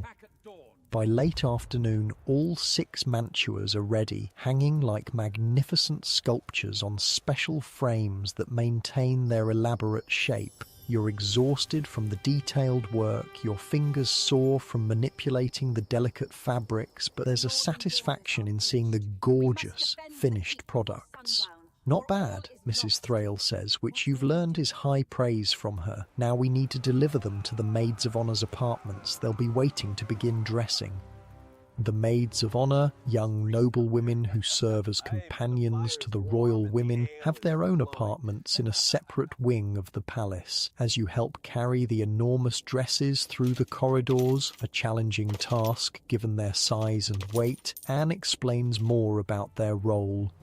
They're basically ornamental, she says. Pretty, well-born girls who bring music and laughter and light to the court. That's the official line anyway. Really, they're there to attract suitable husbands and keep the court lively. Dance, play music, gossip, flirt. That's their job. Sounds easier than carrying coal, you observe, struggling with the unwieldy blue mantua. Anne smirks. Different kind of hard. They're watched all the time. One wrong step, accepting the wrong man's attention, saying the wrong thing politically, and they're ruined. Beautiful cages, those mantuas. When you reach the Maids of Honour's apartments, you're greeted by a scene of controlled chaos. Young women in various stages of undress are being attended by their personal maids, with hairstylists, jewellery keepers and shoe fitters all competing for space. Finally, exclaims a striking brunette as you enter with Lady Howard's dress. I was beginning to think I'd have to attend in my nightgown. Apologies for the delay, Lady Howard, Mrs. Thrale says, directing you to place the mantua on a special stand. The embroidery required extra attention. Well, it's here now. Rebecca, help me with my stays. You watch in fascination as Lady Howard is transformed from a petulant young woman in a simple shift to a vision of 18th century court splendour. First come the stays, a rigid corset that cinches her waist to an impossibly small circumference. Then the enormous hooped petticoat that extends her skirts outward on both sides. Next, the elaborate underskirt, followed by the overskirt with its sweeping train. Finally, the stomacher, a stiff decorated panel, is pinned to the front of her bodice, completing the transformation. The process is indeed as time-consuming as Mrs. Thrale predicted. By the time Lady Howard is fully dressed, nearly 2 hours have passed, and that's before her hair is styled, a process that involves padding, pomade, powder, and seemingly endless pinning and arranging. How do they move in these things? You whisper to Anne as Lady Howard practices walking in small, careful steps. They don't much, Anne replies. Can't sit properly, can't walk normally, can barely breathe. That's the point. It shows they don't need to do anything useful. Once all the maids of honour are dressed, a rainbow of silk and jewels, Mrs. Thrale dismisses you and Anne. Your work is done here. Report to Mr. Hamilton in the Queen's drawing room. You'll be needed to help serve refreshments during the drawing room. You're surprised at this assignment. Serving at a formal royal event is usually reserved for more experienced staff, but as Anne explains on your way to find Mr. Hamilton, the drawing room requires all hands on deck. Every servant with a clean apron and steady hands gets pulled in on nights like this, she says. Just remember, eyes down, move silently, be invisible unless required. Mr. Hamilton is directing the final preparations in the Queen's drawing room, a magnificent space with silk-covered walls, crystal chandeliers, and gilt furniture. Footmen in the royal livery are arranging chairs and tables, while others are laying out trays of delicate glasses for wine, punch, and ratafia, a sweet liqueur popular with the ladies. Ah, there you are, Mr. Hamilton says when he spots you. You'll be stationed by the west wall with the small cakes and sweetmeats. Do not approach the guests. Wait for them to approach you. Offer the tray with your left hand. Keep your right behind your back. No speaking unless directly addressed, and then only, "Yes, my lord lady," or "No, my lord lady." Clear? "Yes, Mr. Hamilton," you reply, intimidated by the responsibility. Good. The King and Queen will arrive at 8 precisely. Courtiers are already gathering in the antechamber. Take your position now. You find your assigned spot along the west wall, where a small table holds a silver tray of exquisitely decorated little cakes, fruit tartlets, and candied fruits. Anne is stationed nearby with a tray of glasses. "Nervous?" she whispers as the first courtiers begin to enter the room. You nod, watching as the space fills with finely dressed nobles. The men are resplendent in brightly coloured silk coats with elaborate embroidery, their calves displayed in white silk stockings. The women move carefully in their enormous mantuas, their powdered hair towering above jewel-encrusted faces. "Don't be," Anne says. "They barely notice us, just part of the furniture." She's right. As the room fills, none of the courtiers so much as glance at the servants lining the walls. They're too busy greeting each other, jockeying for position, and trying to secure advantageous spots near where the King and Queen will sit. At precisely 8 o'clock, a hush falls over the room as the Master of Ceremonies announces Their Majesties King George and Queen Caroline. Everyone bows or curtsies deeply as the royal couple enters. The king is wearing the blue velvet coat you helped prepare earlier, while Queen Caroline is magnificent in a crimson mantua with gold embroidery. They move to their chairs at the head of the room, and only when they sit do the courtiers rise. The drawing room follows a precise protocol. First, selected courtiers are presented to the king and queen, approaching the royal chairs with deep bows or curtsies, exchanging a few words, then withdrawing. Next come the foreign ambassadors and their wives, each accorded time proportional to their country's importance to Britain. From your position against the wall, you observe the intricate dance of court politics playing out before you. Who speaks to whom, who is snubbed, who receives a smile from the queen or a nod from the king, all are noted and analysed by the watchful courtiers. After the formal presentations, the atmosphere relaxes slightly. Musicians in a small gallery begin playing soft chamber music. Courtiers form conversational groups, though always with one eye on the royals. This is when servants like you are finally approached for refreshments.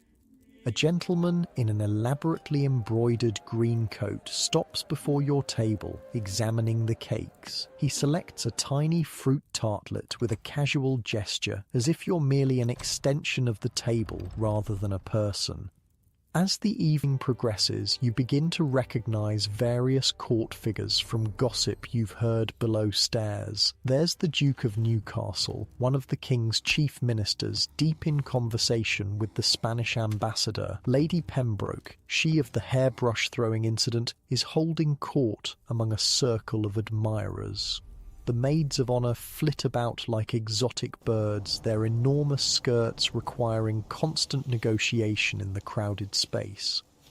Your feet are aching from standing still for so long, but you dare not shift position or lean against the wall. Any break in perfect posture could draw unwanted tension. So you stand, offering your tray when approached, observing the spectacle of Georgian court life from your unique vantage point. Around 10 o'clock, there's a subtle shift in the room's energy. Courtiers begin arranging themselves in a loose circle, and the musicians change to a livelier tune.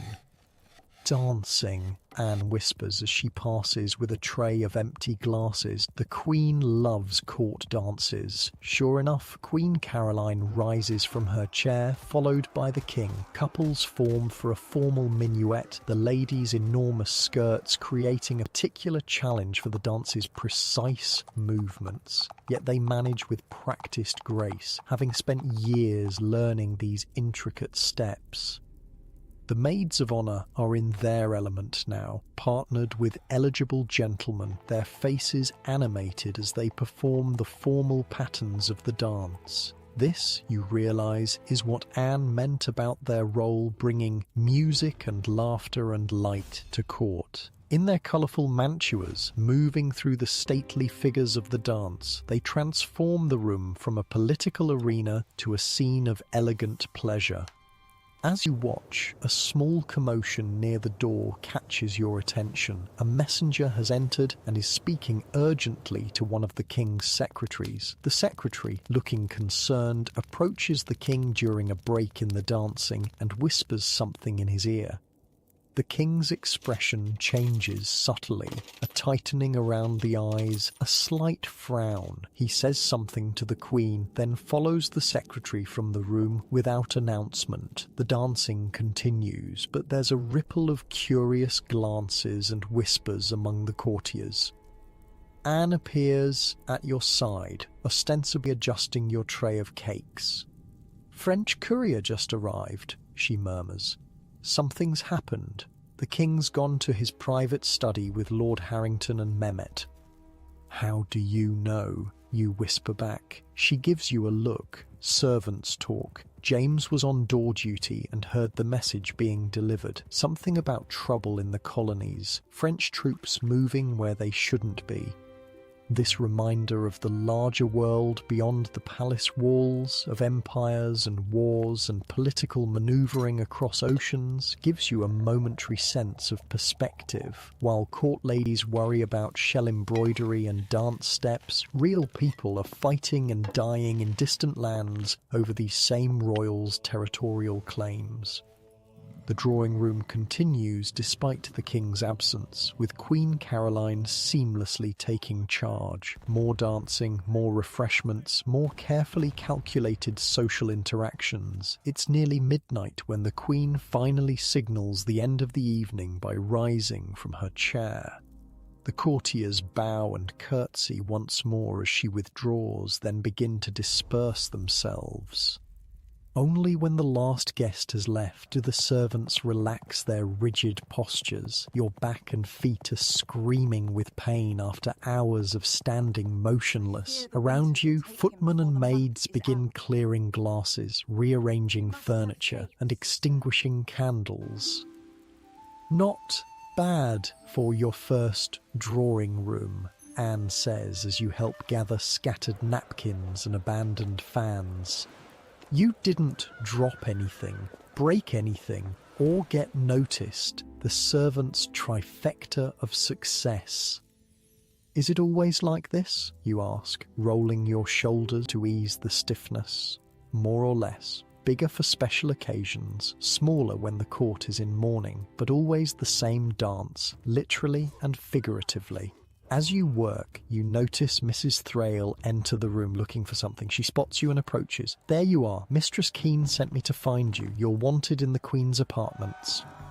You freeze, heart suddenly racing. Being summoned to the royal apartments, especially at this hour, is unusual and potentially alarming. Did I do something wrong, you ask, trying to recall any mistake you might have made during the evening? Mrs. Thrale shakes her head. No idea. Just following orders. Better hurry. Mistress Keene doesn't like to be kept waiting. You glance at Anne, who looks as confused as you feel. Go on, she says. I'll finish up here. With nervous steps, you follow Mrs. Thrale through the palace corridors, up a private staircase, and into a part of Kensington you've never seen before. The Queen's private apartments. Unlike the grand public rooms, these chambers have a more intimate, comfortable feel, though they're still luxuriously appointed with silk hangings, fine paintings, and elegant furniture. Mistress Keene is waiting in an antechamber, her expression giving nothing away. Good, you're here. Follow me. She leads you to a door and knocks softly. A woman's voice from within calls, "Enter." To your shock, you find yourself in what must be the Queen's personal bedchamber. Queen Caroline herself is seated at a dressing table while a lady-in-waiting removes pins from her elaborate hairstyle. The enormous crimson mantua has been replaced by a silk dressing gown. Is this the girl? The Queen asks, studying your reflection in her mirror.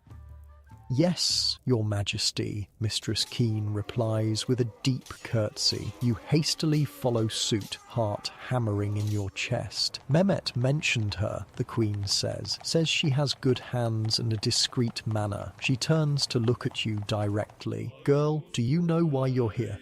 No, Your Majesty, you manage to reply, keeping your eyes respectfully lowered.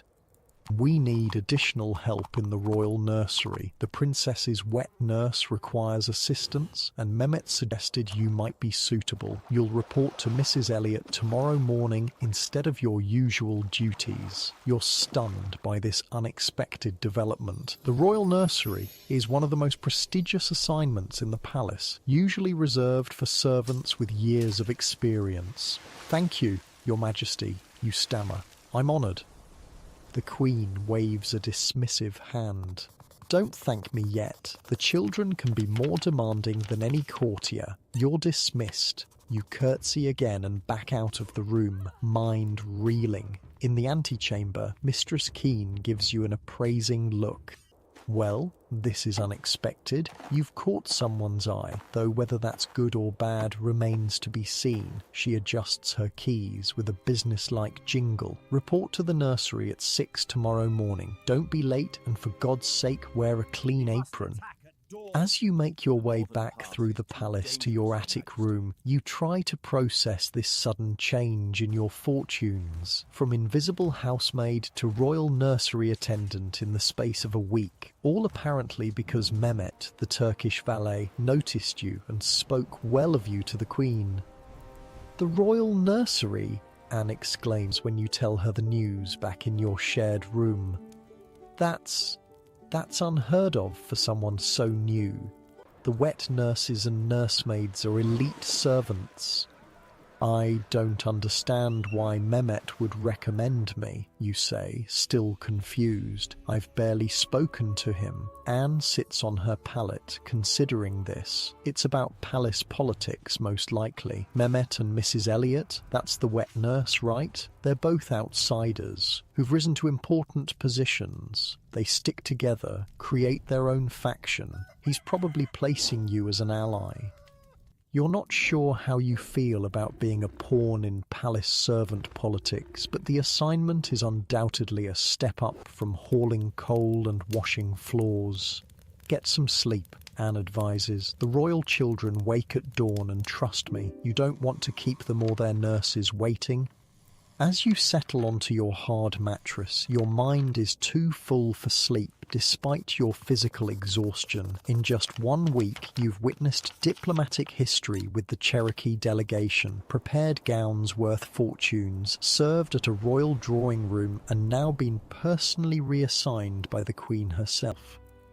The world of Kensington Palace is more complex, fascinating, and dangerous than you ever imagined. And tomorrow you'll see yet another side of it, the royal nursery, where future kings and queens take their first steps under the watchful eyes of servants like you. The last thing you hear before drifting off is the palace clock striking 1. 5 hours until you need to report for your new duties. 5 hours to rest before the next chapter in your unlikely journey through the hidden world of palace service begins. Morning comes with a different sound than you're used to. Not the harsh clanging of servant bells, but the gentle babbling of Princess Augusta. Your new chamber, though small, offers the luxury of waking to a baby's coos rather than a housekeeper's shouts. You dress quickly in your plain uniform, still marvelling at having space to yourself after a lifetime of shared rooms. Through the thin wall, you can hear the nursemaids already moving about, preparing for the day. When you enter the night nursery, Mary is lifting a very awake Princess Augusta from her cradle. "There you are," Mary says cheerfully, "just in time. His Royal Highness has created a royal mess in his bed, and Mrs. Elliot wants you to help change the linens while we get the children washed and dressed." Prince George, a sturdy toddler with fair hair and a determined expression, has indeed soaked through his bedding. The task of stripping and remaking a royal bed falls to you. Still menial work, but considerably more pleasant than hauling coal or scrubbing floors in the staterooms. "Bath day," Mary reminds you as she expertly changes Princess Augusta's napkin. And Tuesday means the drawing master comes for Prince George's first art lesson. The royal nursery, you're discovering, runs on a strict weekly schedule. Monday is for music, Tuesday for drawing, Wednesday for basic letters, Thursday for religious instruction, Friday for dance, Saturday for outdoor activities, and Sunday for abbreviated lessons, followed by a formal visit from both king and queen. "Is he old enough for drawing lessons?" you ask, bundling up the soiled linens. Mary laughs. "Of course not. He's barely 2, but the king insists the children's education begin early. The drawing master will basically watch while His Highness scribbles with a crayon, then pronounce his artistic potential remarkable. 5 guineas for 30 minutes work."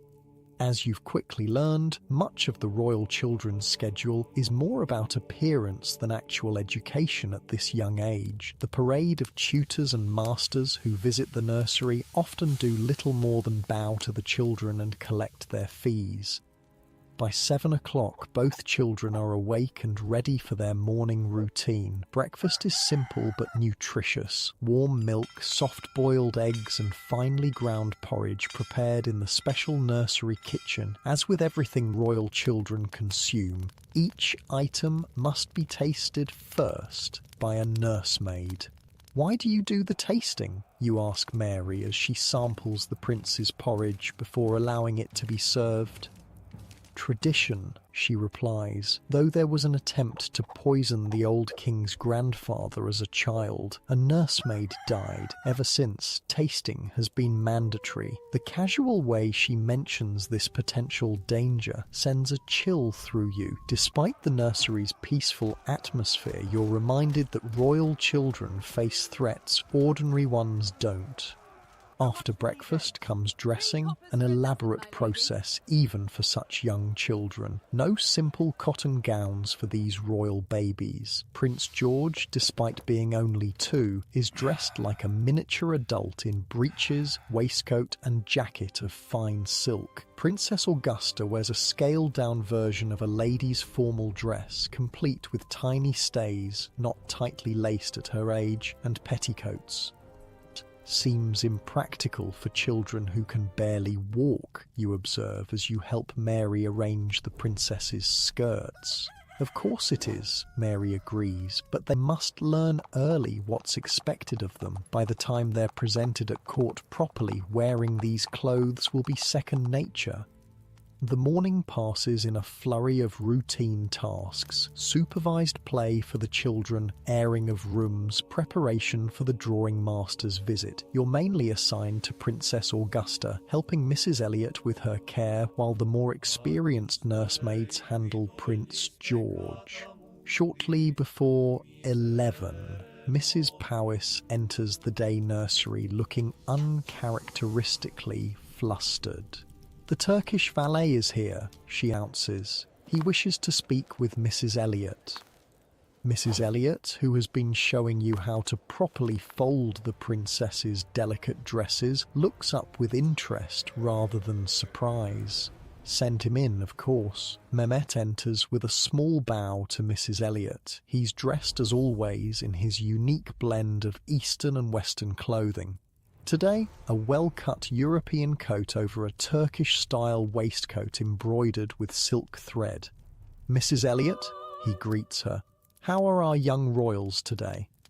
"Thriving," she replies with a genuine smile. The princess has stopped fussing with her tooth, and the prince has mastered please in both English and German. Mehmet nods approvingly, then notices you. "Ah, the new assistant. Settling in well, I trust?"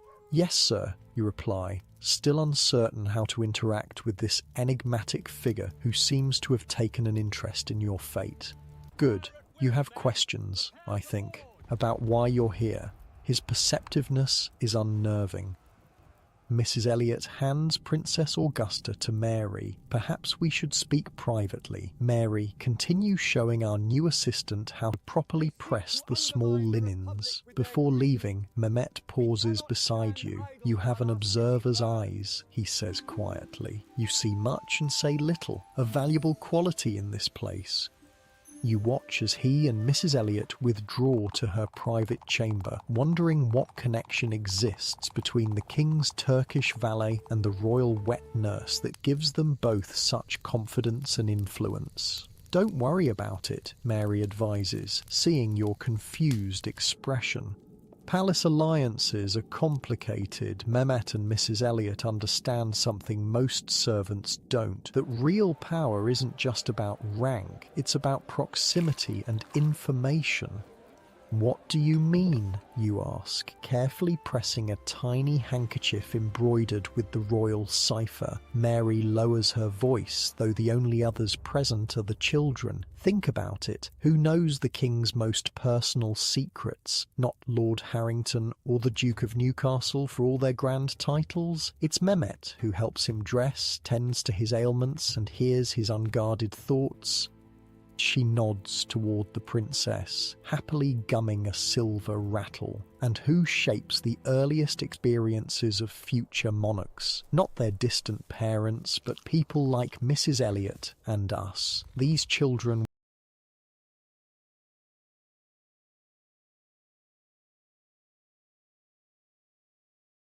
will grow up remembering the servants who raised them, not the courtiers who bowed to them.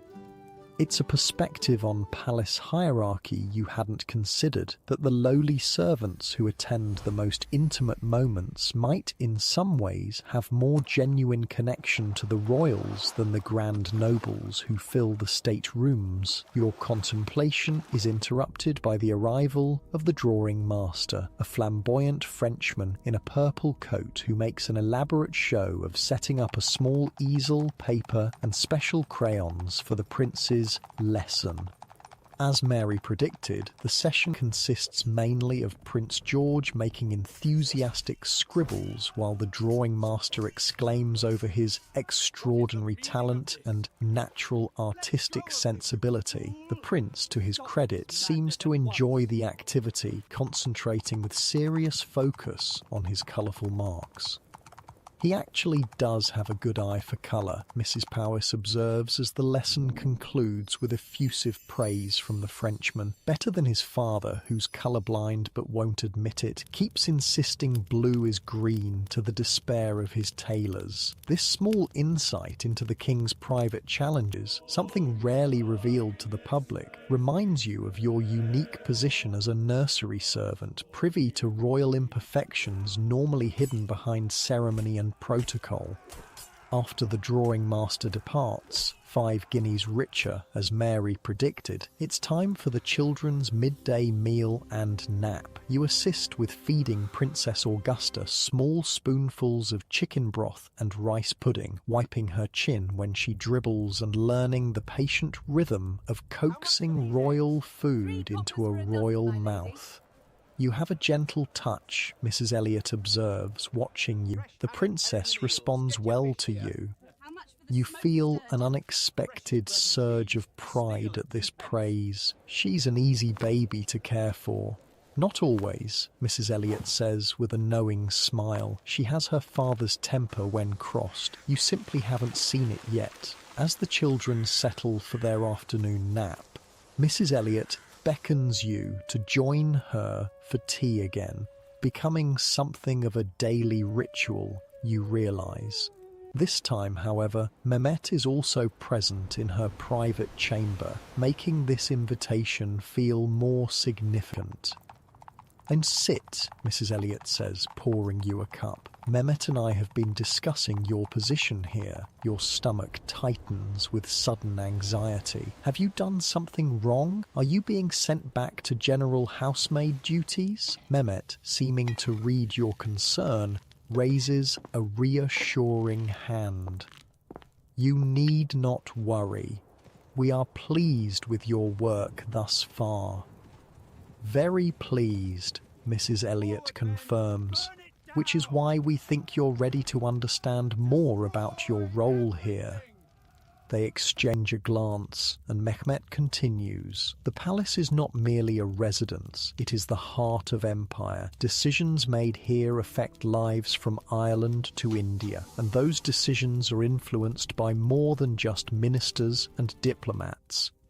Mrs. Elliot nods. Information flows through this palace like blood through a body. Those who control that flow, who know what the king ate for breakfast, which courtier is in debt, which foreign envoy spoke carelessly after too much wine, they have power that lords and ladies can't imagine. "And the nursery," you ask, beginning to grasp their meaning. "Is a unique listening post," Mrs. Elliot confirms. "Royal parents speak more freely here than anywhere else in the palace. Foreign visitors let down their guard around children. Courtiers seeking favour share secrets they'd never reveal elsewhere." Mehmet leans forward slightly. "Mrs. Elliot and I came to an understanding years ago.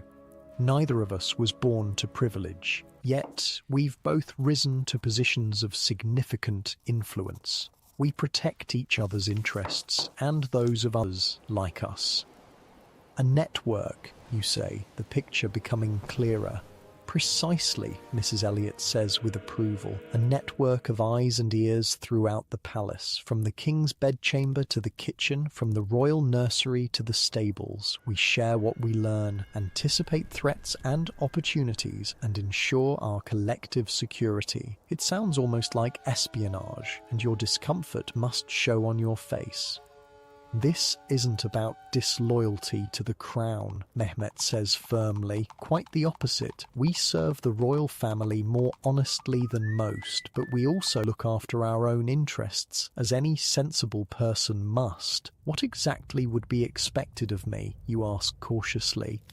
For now, simply observe and learn, Mrs. Elliot says. Note which courtiers visit the nursery and what they say. Pay attention to which foreign diplomats show genuine interest in the children versus those merely going through the motions. Listen for gossip about court alliances and rivalries. And report to you? When there's something worth reporting, Mehmet confirms. Nothing that would harm the royal family, but information that helps us navigate palace politics. In return, we continue to advance your position and protect your interests. It's a proposition both tempting and slightly alarming. The chance to rise above your station through this secret alliance of servants, but also the risk of becoming entangled in palace intrigues beyond your understanding. Think on it, Mrs. Elliot advises, seeing your uncertainty. There's no rush, but remember that in a place like this, neutrality is rarely an option for long. Either you're part of a network of protection or you're vulnerable and alone. With that sobering thought, your unusual tea party concludes. Mehmet takes his leave with a respectful nod to Mrs. Elliot and a thoughtful glance at you. The afternoon brings a visit from an unexpected quarter, a Cherokee delegation member who remained at court when Tomochichi and the others departed for Bristol. He's a young man, perhaps in his 20s, with the same dignified bearing as the chief, but dressed in an intriguing mixture of native and European clothing. Buckskin leggings with a fine English coat, moccasins with silver buckles. Mrs. Powys receives him with formal courtesy. Matawaka, welcome. The children are just waking from their nap. Thank you, he replies in clear, accented English. Chief Tomochichi wished me to bring these gifts for the royal children before we leave England. He presents two beautifully crafted items, a tiny bow and arrow set made of polished wood for Prince George, and a doll dressed in Creek clothing for Princess Augusta. These are magnificent, Mrs. Powys says, examining them carefully, checking for any danger, you realise, though she does so discreetly. The children will treasure them. When Prince George is brought in, he immediately reaches for the miniature bow with excited hands. Matawaka kneels to his level, showing the little prince how to hold it properly. In our tradition, a boy receives his first bow at age 3, he explains, to learn patience and skill early. You notice how naturally Matawaka interacts with the children, without the stiffness or artificial enthusiasm many courtiers display. Princess Augusta, now awake and in Mary's arms, watches the visitor with solemn interest. Would you like to hold her? Mary asks, surprising you with this breach of protocol. Matawaka looks uncertainly at Mrs. Powys, who hesitates but then nods permission. With careful movements, he takes the princess, supporting her head perfectly. She has strong eyes, he observes. In our tribe, we would say she has an old soul. You seem comfortable with children, you say, then blush at your boldness in speaking directly to a visitor. But Mataka smiles, without offence. I have 3 younger sisters at home, and among my people, all adults share in caring for children. Not like here, where it seems only certain people may touch or speak to them. This gentle critique of European child-rearing customs might have offended some, but Mrs. Powys simply nods. Different nations, different ways, though I sometimes think our royal children might benefit from more holding and less ceremony. It's a startlingly candid admission from the usually proper head nursemaid, and you wonder if there's something about Matoaka's straightforward manner that encourages such honesty. After presenting the gifts and spending a little time with the children, Matoaka prepares to leave. At the door, he pauses. "Chief Tomochichi asked me to tell you something," he says to Mrs. Elliot, who has joined the gathering. "He said the true measure of a nation is not in its grand buildings or the gold of its kings, but in how it cares for its children." He was pleased to see that even here, in this palace of stone and gold, there are people who understand this truth. The compliment clearly touches Mrs. Elliot, who inclines her head in acknowledgement. "Please convey our thanks to the chief and our wishes for a safe journey home." After Matoaka's departure, the nursery returns to its routine. The children play with their new gifts under supervision. Preparations begin for their evening meal, and the endless cycle of cleaning, feeding, and organising continues. As you help Mary fold fresh napkins for tomorrow, she nudges you gently. "So, tea with Mrs. Elliot and Mehmet? You're rising quickly in the palace hierarchy. I'm not sure what to think about their proposal," you admit quietly. Mary nods understandingly. "Information is currency here. Everyone trades in it. The only question is who benefits from your knowledge." She smooths a napkin with practiced hands. "Just remember, the walls in this palace literally have eyes and ears. Those paintings on the king's staircase, all real people watching the comings and goings, not so different from what Mrs. Elliot and Mehmet are suggesting." It's an apt comparison that gives you a new way of thinking about the offer. Perhaps this network of servants sharing information is simply a human version of the palace's physical design. Eyes and ears everywhere, observing, reporting, protecting. As evening falls and the children are prepared for bed, you find yourself watching the nursery interactions with new awareness, the way Mrs. Powys subtly assesses every visitor, how Mrs. Elliot notes which items the royal parents touch or comment on during their brief visits. The careful attention Mary pays to casual remarks made by the drawing master about other noble children he teaches. Everyone is already collecting information. The only difference is what they do with it afterward. When the children are finally asleep, their tiny royal bodies nestled in cradles worth more than your family's farm, you retreat to your small private chamber. Through your window you can see lights still burning in the staterooms, where the adult world of the court continues its nightly dance of politics and pleasure. Tomorrow will bring new visitors, new challenges, new pieces of the palace puzzle to understand. But for now, in the quiet of the nursery wing, surrounded by the soft breathing of sleeping royal children, you have a moment to consider your place in this complex world of servants and masters, of power seen and unseen. Whatever you decide about Mrs. Elliot and Mehmet's offer, you're beginning to understand that palace service is far more than simply cleaning floors and carrying trays. It's about witnessing history from the shadows, about the quiet influence of those who are supposedly powerless, about the strength found in unlikely alliances. As you prepare for sleep in your unprecedented private room, you realize how far you've come from that first morning of hauling coal and emptying chamber pots. The royal nursery, with its unique position between the public pageantry and private reality of court life, has opened your eyes to possibilities you never imagined when you first walked through the servants' entrance of Kensington Palace. Weeks pass, and the rhythm of nursery life becomes your new normal. Your body, once aching from hauling coal and scrubbing floors, now feels the different strain of carrying royal babies and racing after an increasingly mobile Prince George. You know the children's schedules by heart, can predict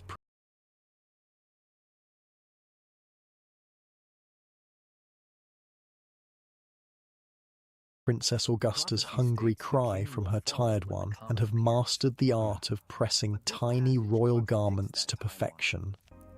But beyond these practical skills, you've developed a keener eye for the subtler aspects of palace life. You notice which courtiers Mrs. Elliot treats with genuine respect versus polite distance. You observe how Mehmet's visits, though ostensibly about the king's inquiries regarding his grandchildren, always include private conversations with Mrs. Elliot. You see how information travels through the palace, not in straight lines but in curious zigzags, whispered from lady's maid to valet, from cook to groom, from nursemaid to steward. You haven't yet given Mrs. Elliot and Mehmet a clear answer about joining their network, but you've begun sharing small observations with them. Nothing that feels like betrayal, just useful insights about nursery visitors and overheard conversations. Lady Carlton spent 20 minutes praising the prince's drawing skills yesterday, you tell Mrs. Elliot during your now regular afternoon tea. She mentioned her husband hopes for the ambassadorship to Venice at least 3 times. Mrs. Elliot nods thoughtfully. Interesting. Lord Carlton was bitterly critical of the King's Hanover policy last month. Now suddenly his wife is cultivating royal favour through the children, a change in political winds perhaps. These conversations feel like lessons in palace politics, with Mrs. Elliot helping you interpret the significance of behaviours you might otherwise dismiss as meaningless. Today's nursery schedule includes an unusual visitor. Dr. Arbuthnot, the King's physician, is coming to check the children's health. Though officially a routine visit, there are whispers of smallpox cases in London, and the royal family is taking no chances. The Queen herself had the children inoculated against smallpox, Mrs. Powys tells you, as you help prepare the day nursery for the doctor's visit. Very forward-thinking. Not everyone approves of the practice. Inoculated, you ask, unfamiliar with the term. It's a Turkish method, originally, Mrs. Powys explains, taking a small amount of matter from someone with mild smallpox and introducing it to a healthy person through a cut in the skin. It causes a mild case that protects against the deadly kind. Turkish? You repeat, making the connection. Like Mehmet? Mrs. Powys nods. Indeed, he advocated for it strongly with the king. His own family in Turkey used the practice for generations. The Queen listened and had all the royal children treated. Quite controversial at the time. This is a side of Mehmet you hadn't considered, not just the king's valet and a political operator, but someone who brought life-saving medical knowledge from his homeland to protect the royal family. The man becomes more complex with everything you learn. Dr. Arbuthnot arrives promptly at 11, a dignified figure in a well-cut but unstylish coat carrying a black leather medical bag. Unlike many who visit the nursery, he doesn't put on airs or speak in exaggerated tones to the children. Instead, he examines them with gentle efficiency, talking to them normally while checking their pulses, looking in their mouths and feeling their glands. Both in excellent health, he pronounces after examining Princess Augusta. The princess's tooth is coming in nicely, and the prince's lungs are clear and strong. As he packs up his instruments, he addresses Mrs. Elliot directly. I've recommended to the Queen that the children spend more time outdoors, even in cooler weather. The fresh air will benefit them more than keeping them constantly indoors. "We take them to the private gardens when weather permits," Mrs. Elliot replies, though Mrs. Powys worries about chills. Dr. Arbuthnot makes a dismissive gesture. "Bundle them properly and let them breathe God's air. It's the constant stale indoor air that breeds illness, not a brisk walk in the garden." He turns his attention to you and the other nursery servants. "And how are you all faring? Any coughs, fevers, rashes among the staff?" His concern for the servants' health seems genuine, unusual among the upper ranks of palace visitors who typically look through you as if you're invisible. "All well, Doctor," Mrs. Elliot assures him. "I insist on the highest standards of cleanliness among my staff." After he leaves, Mary explains that Dr. Arbuthnot is known for treating servants and nobles with equal seriousness. He says disease doesn't respect rank, so neither should medicine. Quite radical, really. The doctor's visit prompts a change in the nursery routine. Daily excursions to the palace gardens are now mandatory, regardless of weather. This afternoon, bundled against the February chill, you help carry Princess Augusta while Mary holds Prince George's hand as he toddles along the gravelled paths of the private royal garden. Unlike the grand public areas of Kensington Gardens, this small enclosed space is designed for the royal family's personal use. High walls provide privacy, and the formal design includes sheltered areas where the children can play protected from wind. "The princess needs sun on her face," Mrs. Elliot declares, positioning the baby's cradle in a patch of weak winter sunlight. "Doctor's orders." Prince George, delighted with this new freedom, races unsteadily along the paths, occasionally stopping to examine a dormant rosebush or pick up a pebble that catches his eye. "Careful, Your Highness," Mary calls as he veers too close to a small ornamental pond. "The water's very cold."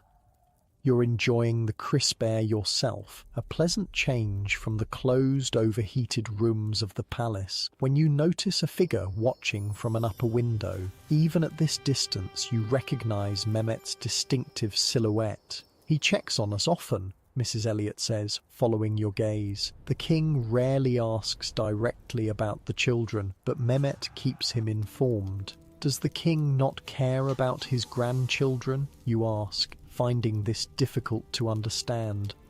Mrs. Elliot considers her answer carefully. "It's not that simple. Royal affection is complicated by politics and protocol. The king has a strained relationship with his son, the children's father. Showing too much interest in the grandchildren might be seen as undermining paternal authority."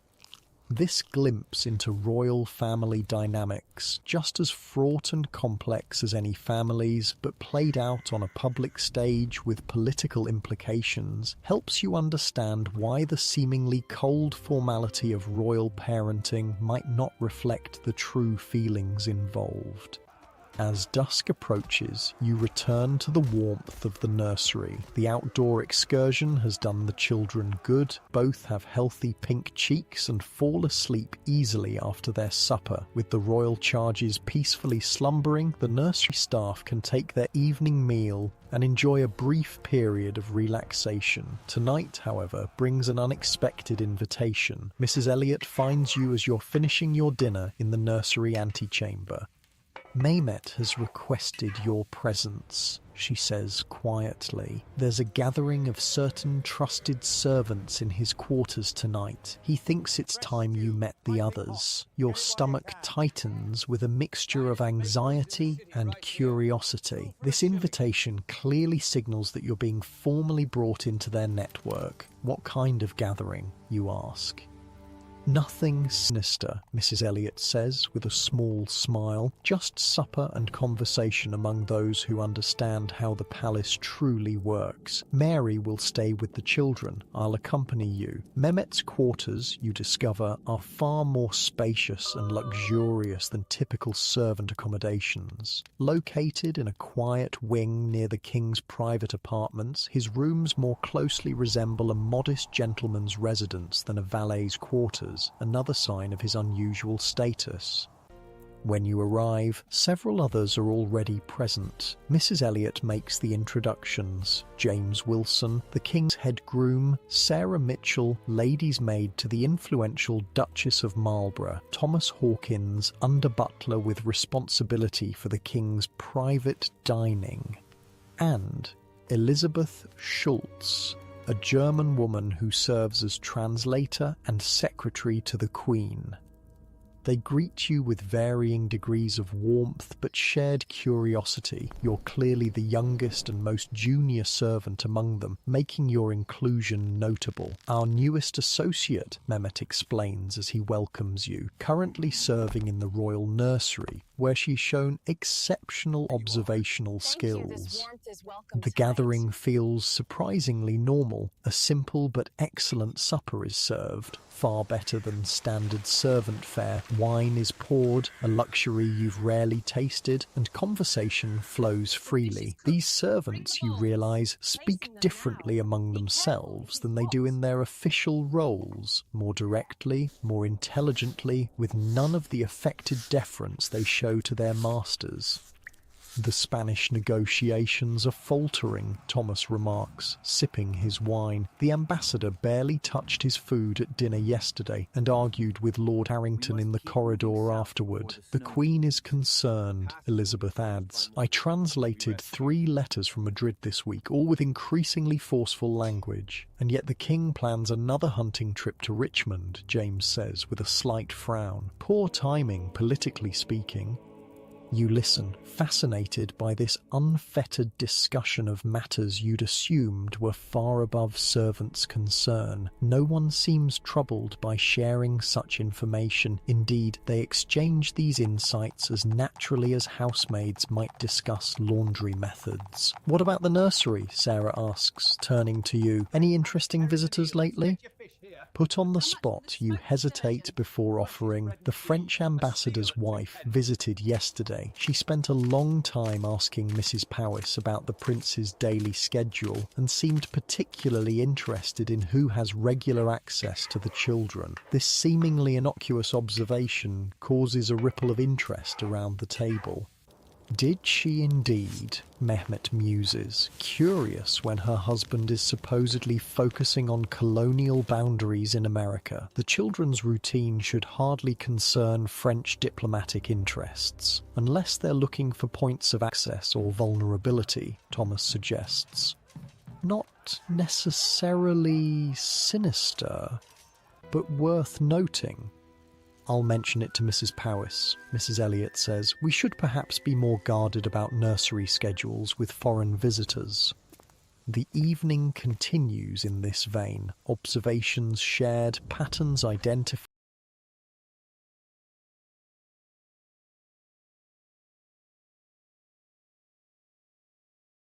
Small adjustments to behaviour suggested. No grand conspiracies, no treasonous plotting, just vigilant servants pooling their unique vantage points to create a more complete picture of palace dynamics. As the gathering winds down, Mehmet addresses you directly. You've been quiet, taking it all in. What do you think of our little assembly? All eyes turn to you, and you choose your words carefully. It seems sensible. Everyone here serves the royal family loyally, but also protects themselves and each other through shared knowledge. Mehmet nods, apparently pleased with this assessment. Precisely. We are not plotting against our masters, but ensuring our own security in a world where servants are often treated as disposable. Information shared is power distributed. As you and Mrs. Elliot walk back to the nursery through the darkened palace corridors, she explains more about the group's origins. It began with Mehmet and myself years ago, she says, both outsiders in different ways. He as a Turkish prisoner of war brought to court as a curiosity. I, as a common woman, elevated through the intimate bond of nursing royal children. We recognized our mutual vulnerability and strength. And the others, you ask? Added gradually, carefully. Each occupies a position that gives them access to particular streams of information. Together, we form a more complete picture than any single person could. What happens if someone betrays the group? Mrs. Elliott's expression turned serious. It hasn't happened yet. The benefits of membership are too valuable to risk. But if it did, she leaves the consequence unstated, but her tone suggests it would be severe. When you return to the nursery, all is quiet, the children sleeping peacefully under Mary's watchful eye. As you prepare for bed in your small private chamber, you reflect on the evening and what joining this network might mean for your future.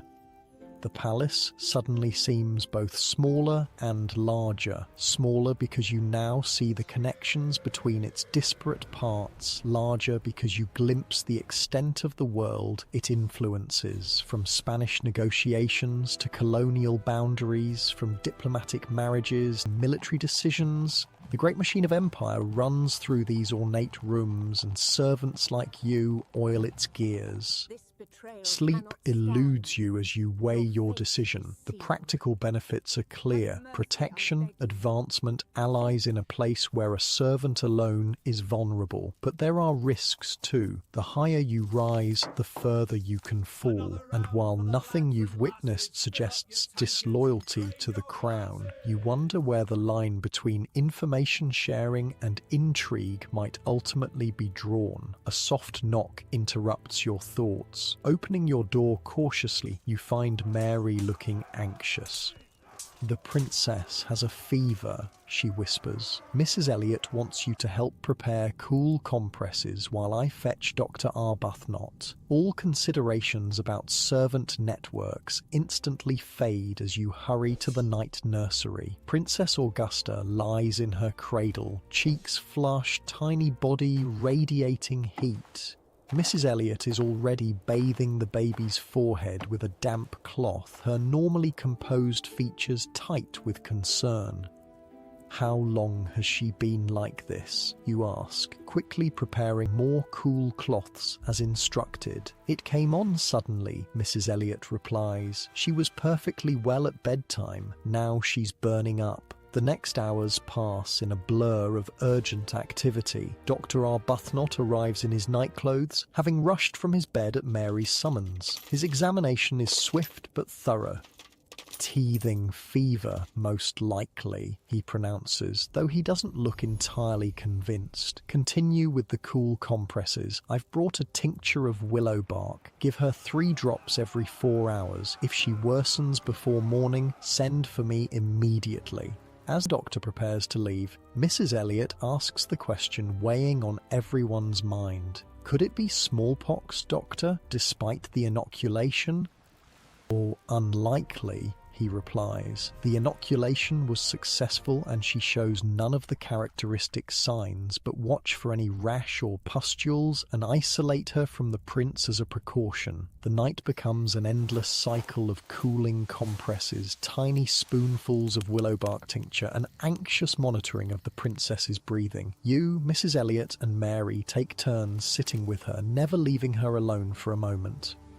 During your watch, around 3 in the morning, the baby's fever seems to spike. Her small body burns against your hand, and her breathing becomes more laboured. Alarmed, you call for Mrs. Elliot, who immediately sends Mary to wake Dr. Arbuthnot again. "Should we inform the parents?" you ask, thinking of protocol. Mrs. Elliot shakes her head. "Not yet. The doctor first. Royal sleep isn't disturbed without absolute certainty of need." This strikes you as backward. Surely parents would want to know when their child is ill, but you're learning that royal parenting follows different rules. Dr. Arbuthnot returns, looking graver than before. His examination is even more meticulous this time, checking every inch of the princess's skin for signs of rash. "The fever is concerning," he admits, but I still believe it's teething related, perhaps complicated by a minor winter ague. I've brought a different preparation, honey and lavender with a touch of laudanum to help her rest. As he prepares the medicine, Mrs. Elliot takes a moment to check on Prince George, who miraculously remains asleep through all this commotion. When she returns, she looks troubled. He seems well, but as a precaution, I think we should move him to the furthest chamber until we're certain about the princess's condition. You help Mary carefully transfer the sleeping prince to another room, well away from his sister's sickbed. The night nursery, normally so peaceful, has transformed into something like a field hospital, with medicines, compresses, and anxious attendants focused on the tiny patient. Dawn approaches with agonizing slowness. The princess's fever remains high but hasn't worsened further. Dr. Arbuthnot, who has stayed through the night rather than returning to his bed, looks exhausted but vigilant. If there's no improvement by morning, I'll recommend informing their majesties, he says, and I'll bring Dr. Mead for consultation. The mention of a second doctor underscores the seriousness of the situation. Royal children have died from seemingly minor illnesses throughout history, and despite medical advances, their lives remain precarious. As grey light finally seeps through the nursery windows, Princess Augusta's fever breaks. The change is dramatic. Her flushed skin cools, her breathing eases, and she falls into a natural, peaceful sleep rather than the restless dozing of the feverish. Dr. Arbuthnot checks her again, relief evident on his tired face. The crisis has passed, I believe. Continue with the willow bark for today, but I think the worst is behind us. Mrs. Elliot sinks into a chair, the strain of the night visible in the slump of her shoulders. "Thank God," she murmurs.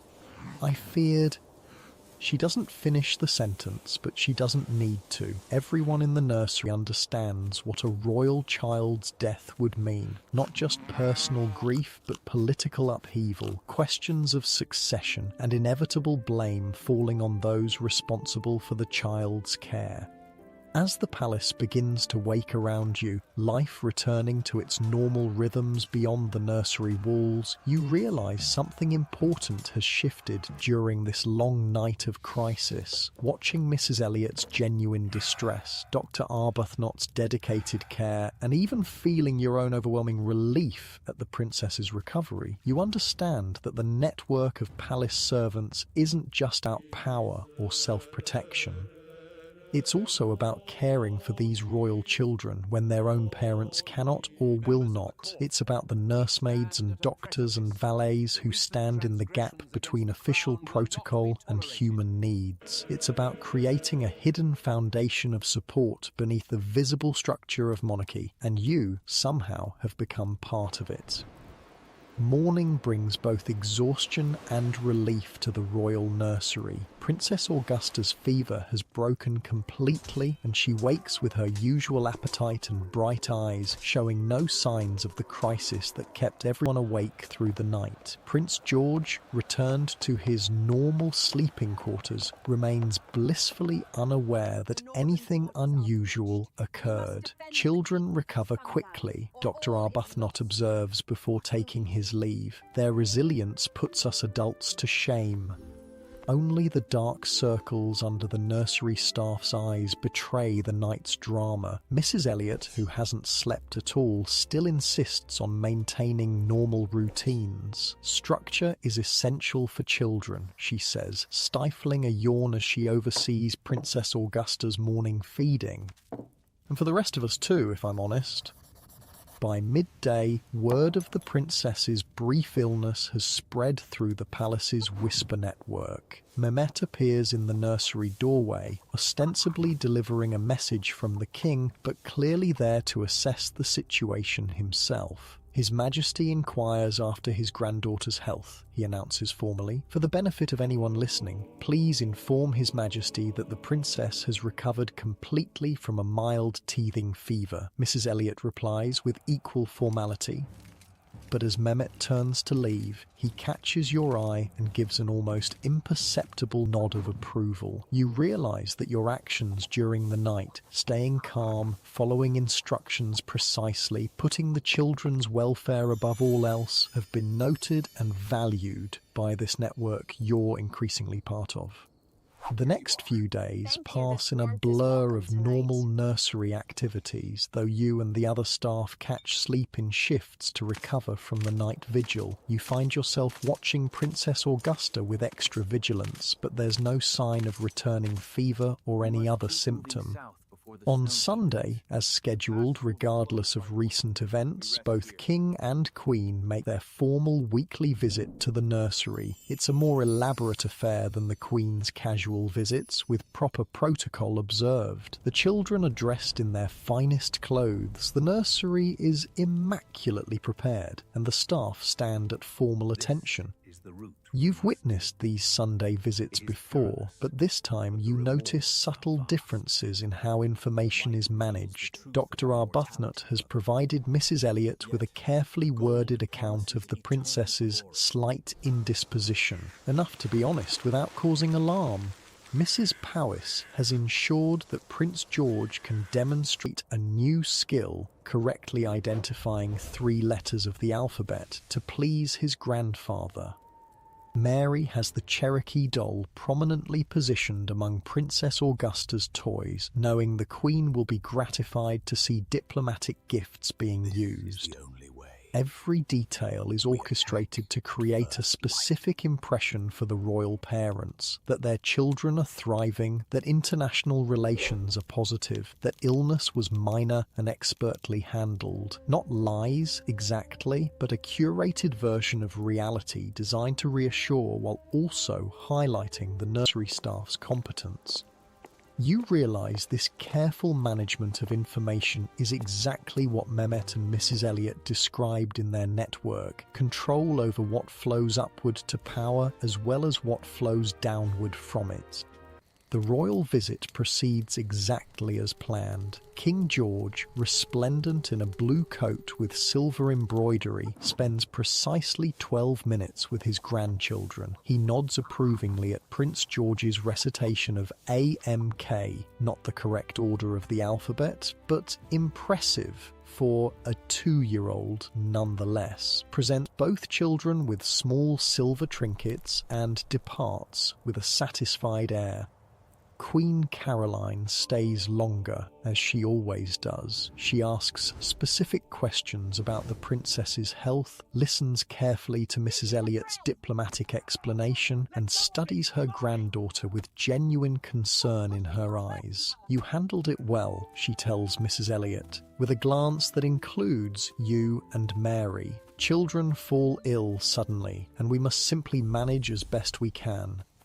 There's something in her tone, a hint of personal understanding perhaps, that makes you wonder if the Queen's formal distance from her grandchildren isn't entirely her choice. Royal protocol, dynastic politics, and the demands of court life may constrain her natural inclinations, just as they do everyone else in this gilded cage. After the royals depart, Mrs. Elliot calls you to her private chamber. To your surprise, Mehmet is already there, seated with a cup of tea.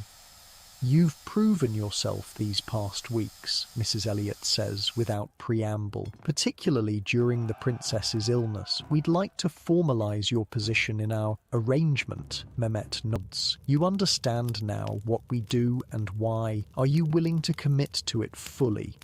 The question hangs in the air between you. Despite weeks of consideration, you find yourself hesitating at this final step. What exactly would that mean? "Regular attendance at our gatherings," Mehmet explains, "sharing what you observe in the nursery, visitors, conversations, patterns. In return, advancement in your position, protection from the usual vagaries of servant life, and a network of allies throughout the palace." "And if I decline?" you ask carefully. "You remain in the nursery," Mrs. Elliot says. "No penalty, no loss of position. But no further advancement either, and no special protection if difficulties arise." It's a fair offer, presented without threat or coercion. The decision remains yours, and they seem content to let you make it without pressure. I accept, you say finally. I've seen enough to understand the value of your network, to others and to myself. Mehmet smiles, a rare, full expression rather than his usual careful half smile. Good. We begin immediately with a test of your observational skills. He produces a small notebook from his pocket. Tell me about the Spanish ambassador's most recent nursery visit, every detail you can recall.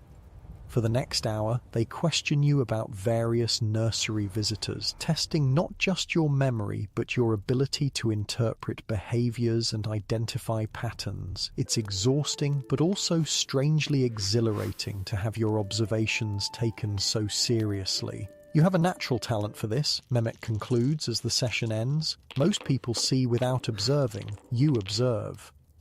This marks the beginning of your formal integration into the palace's hidden hierarchy. Over the following months, your role evolves beyond basic nursery duties. You become a conduit for information, discreetly noting which courtiers show genuine interest in the children versus those merely going through the motions of royal obligation, tracking patterns of visits that might indicate shifting political alliances, observing which foreign diplomats the Queen favours with private nursery audiences. Spring arrives, bringing warmer weather and more frequent excursions to the palace gardens. Princess Augusta takes her first steps under your watchful eye, while Prince George develops both his vocabulary and his strong-willed personality. The nursery remains your primary domain, but you now move through the palace with greater confidence and purpose, recognized by other network members with subtle nods of acknowledgement.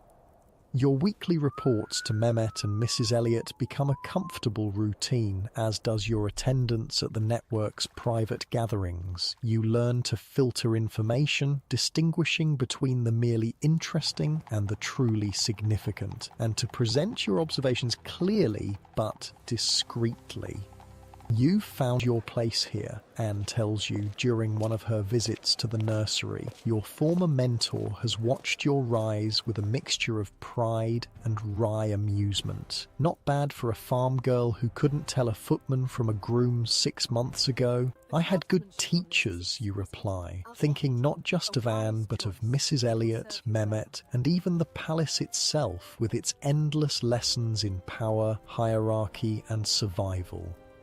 Summer brings a significant event to Kensington Palace. Preparations for the royal family's move to Hampton Court for the season. The entire palace buzzes with activity as trunks are packed, inventories checked, and arrangements made for the massive logistical undertaking of moving the court to another location.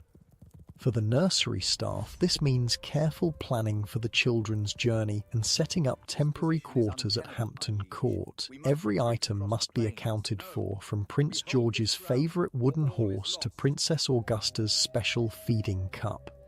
You'll come with us, of course, Mrs. Elliot informs you. Hampton Court has its own challenges and opportunities. The palace layout is different, the servants have their own established networks. You'll be my eyes and ears as we navigate the new environment. This promotion, from nursery assistant to Mrs. Elliot's trusted companion, represents a significant step up in both responsibility and status. Even Mrs. Powys, always proper and somewhat reserved, acknowledges your advancement with a respectful nod. The day before departure, Mehmet summons you to a final meeting at Kensington. To your surprise, it's not in his quarters, but in a small, plain room near the palace kitchens, a space so ordinary and overlooked that it's perfect for private conversation. Hampton Court presents new variables, he tells you without preliminary small talk. The network there is less established than ours. Trust no one until I indicate otherwise. Will you be there, you ask, having assumed the king's personal valet would naturally accompany him. Not immediately. The king visits his mistress in Richmond first with minimal staff. I join the main court at Hampton later. He studies your face, as if assessing your readiness for increased responsibility. Until I arrive, you're Mrs. Elliot's primary connection to our Kensington network. The gravity of this trust sinks in. In just 6 months, you've gone from hauling coal as a housemaid to serving as a key link in the palace's most sophisticated servant network. The responsibility is both daunting and strangely satisfying. I understand, you tell him. I won't disappoint you or Mrs. Elliot. Mehmet nods, apparently satisfied. There's something else you should know. He lowers his voice, though the room is secure. The Cherokee delegation has returned from Bristol. They'll be received at Hampton Court next month for the final treaty negotiations. This news startles you. Tomochichi is coming back?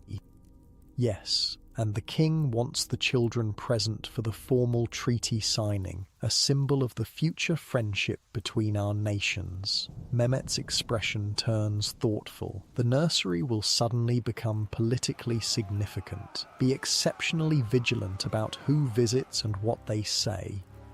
The next morning dawns clear and warm, perfect weather for the royal procession to Hampton Court. The nursery children travel separately from the main court in a comfortable carriage with Mrs. Elliot, Mrs. Powys, yourself, and Mary. Prince George is excited by the adventure, pressing his face to the window to watch London roll by while Princess Augusta sleeps peacefully through much of the journey. As the carriage trundles along the Thames toward Hampton Court, Mrs. Elliot gazes thoughtfully at the river. 20 years I've been making this seasonal journey, she muses, first as a wet nurse, now as... She pauses, seemingly searching for the right term for her unique position. The heart of the nursery, Mary suggests with unexpected eloquence. Mrs. Elliot smiles at this. Perhaps, though these little ones are its true heart. She adjusts Princess Augusta's blanket with a tenderness that belies her usual businesslike manner. They'll grow up, of course, move beyond our care, but what we give them now shapes what they become later. Even when they don't remember us, you ask, thinking of how young the royal children are, how unlikely to retain memories of their earliest caretakers. Especially then, Mrs. Elliot says firmly, the things we learn before we can remember learning them are the deepest lessons of all. It's a profound thought that stays with you as the carriage approaches Hampton Court. This magnificent Tudor palace, with its distinctive red brick facade and famous astronomical clock, will be your home for the next several months. New rooms, new routines, new challenges await. As servants bustle to unload carriages and establish the royal household in its summer residence, you help settle the children in their Hampton Court nursery. The space is different. Larger windows, higher ceilings, more elaborate Tudor decorations, but you quickly work to make it familiar and comfortable for your royal charges. That evening, with the children asleep in their new surroundings, you find a moment to step outside into the palace gardens. The summer twilight is long and gentle, painting Hampton Court's formal gardens in soft gold and purple. Fountains play, casting diamond droplets into the air, and the famous maze of hedges creates mysterious shadows in the distance. From this quiet corner, you can see the palace windows glowing with candlelight as courtiers and servants establish their seasonal rhythms in this new location. Somewhere in those ornate rooms, kings and queens, diplomats and ministers make decisions that will shape empires. Treaties will be signed, alliances formed and broken, wars perhaps averted or declared. And here in the nursery, equally important work unfolds. The shaping of future monarchs, the protection of vulnerable royal children, the maintenance of an invisible support structure that allows the visible pageantry of court to function. 6 months ago, you arrived at Kensington Palace with nothing but the clothes on your back and a recommendation from a distant cousin. You knew nothing of court politics, servant networks, or the complex machinery of royal life. You were just another pair of hands to haul coal, empty chamber pots, and fade into the background. Now you stand in the gardens of Hampton Court as a trusted member of an elite servant circle, responsible for royal children, privy to palace secrets, and part of a sophisticated information network that spans 2 palaces and influences decisions at the highest levels of power. You've learned that real influence doesn't always announce itself with titles and ceremonies. Sometimes it moves quietly through servants' corridors, whispers in private chambers, and manifests in the seemingly small details of daily care. You've discovered that even in a world of rigid hierarchy and pompous protocol, human connections, a wet nurse's devotion, a valet's loyalty, a nursemaid's gentle hands, create the true foundation upon which the grand edifice of monarchy rests. As darkness finally falls over Hampton Court and you return to your duties, you carry this understanding with you. In the coming days, you'll witness treaty signings with Cherokee chiefs, navigate the politics of a different royal household, and continue your education in the hidden workings of power. But for now, in the quiet of the nursery night, watching over sleeping royal children who know nothing of their extraordinary destiny, you've found your own unexpected place in the great tapestry of Georgian court life, not at its glittering centre, but in its essential invisible foundation. And as palace clocks chime the hour across centuries of royal service, countless other servants, nameless in history books but essential to history's making, have stood exactly where you stand, doing the quiet, crucial work that allows empires to function, monarchs to rule, and life to continue in these magnificent, demanding royal palaces. 6 o'clock arrives too soon. You wake with a jolt at the sound of the bells, momentarily disoriented. It takes a few seconds to remember the events of last night, the drawing room, the Queen, your unexpected reassignment to the Royal Nursery. Royal Nursery Day, Anne mumbles from her palate, eyes still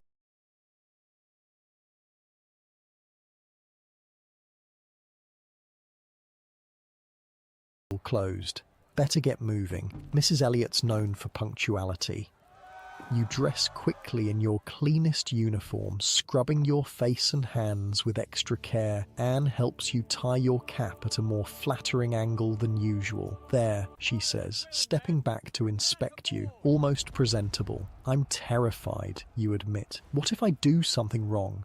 What if the children don't like me? Anne snorts. They're royal babies, not dragons. Besides, you won't be alone with them. The wet nurse and nursemaids run the show. You're just an extra pair of hands.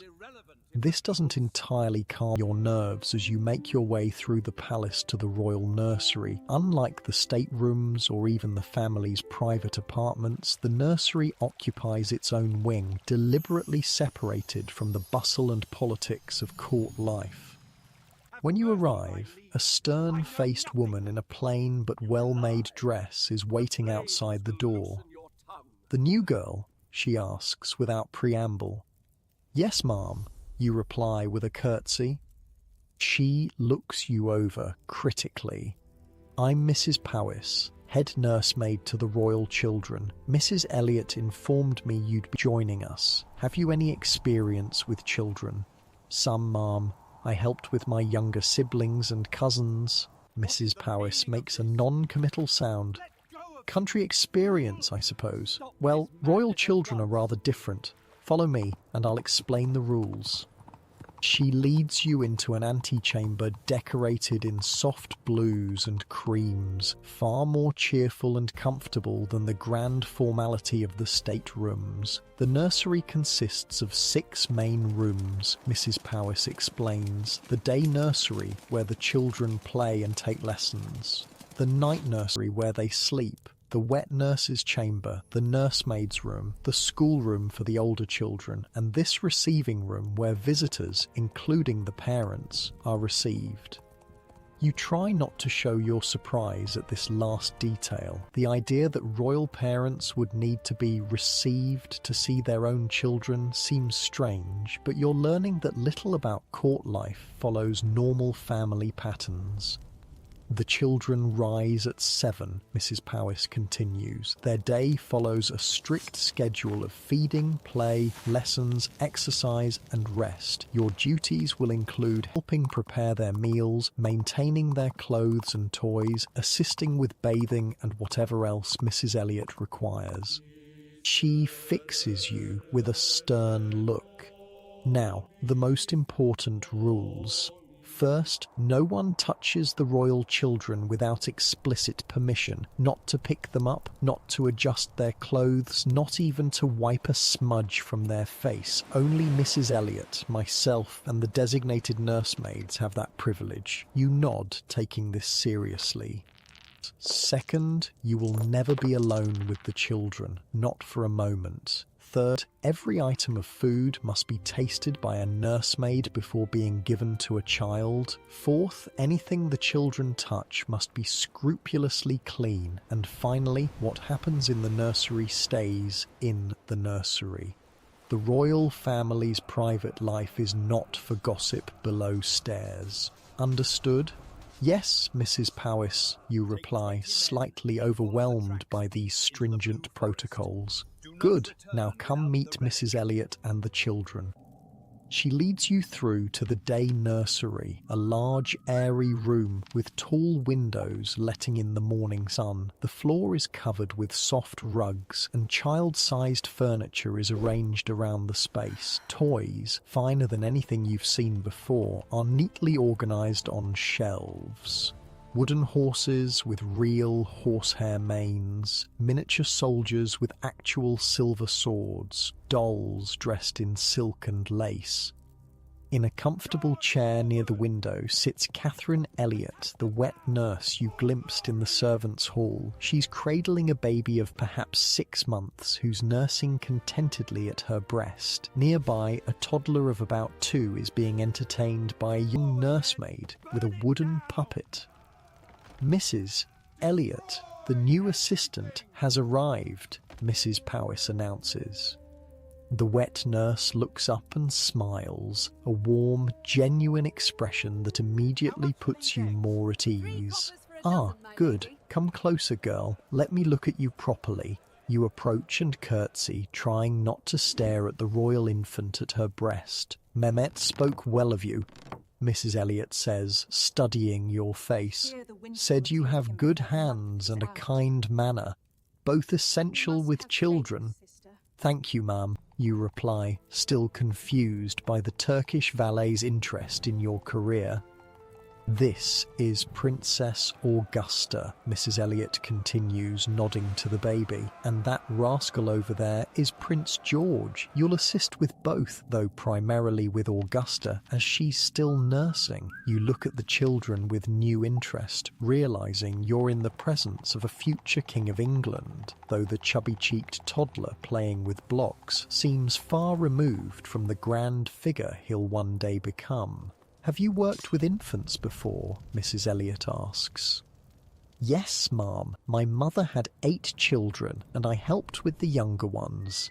Good. Most girls coming from grand households have never so much as held a baby. Too fine for real work. There's a hint of contempt in her tone that suggests Mrs. Elliot doesn't think much of aristocratic child-rearing practices. The baby finishes nursing, and Mrs. Elliot expertly shifts her to her shoulder, patting the tiny back until a delicate burp emerges.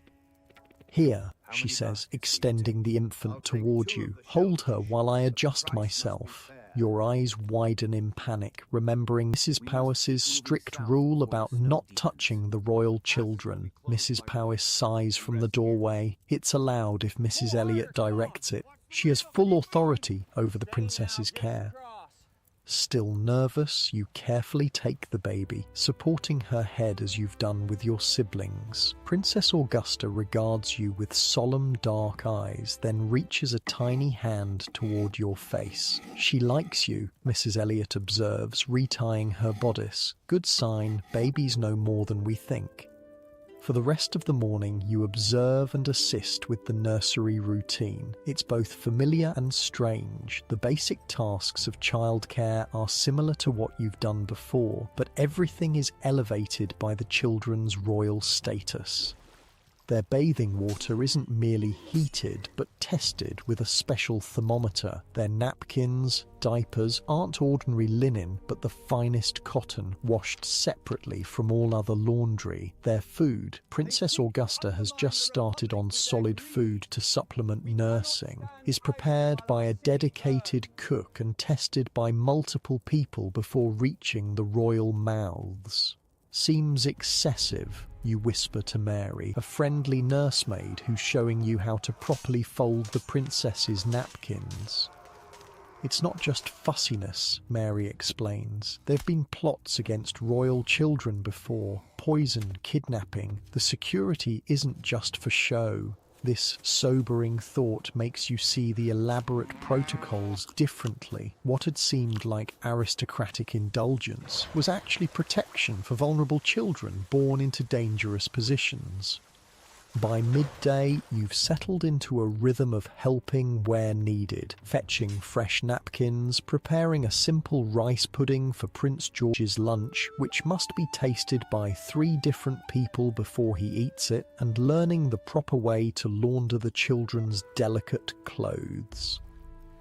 During the children's afternoon nap time, Mrs. Elliot invites you to take tea with her in her private chamber, a rare honour for a lowly assistant. "You're wondering why you're here," she says bluntly as she pours you a cup. Unlike below stairs, the nursery staff enjoy real tea rather than ale or water. You nod, not bothering to pretend otherwise. "Mehmet and I look out for promising servants," she explains, "those with potential beyond endless floor scrubbing. The palace runs on more than just the visible power of kings and courtiers. There's another current, the power of those who serve, who know secrets, who have the royal ear in intimate moments." She sips her tea thoughtfully. "I was like you once, started as a common housemaid at Hampton Court, then became wet nurse to James when his mother couldn't be bothered with him. Now I have the Queen's confidence, private chambers, and a salary that would make Lord Harrington blink."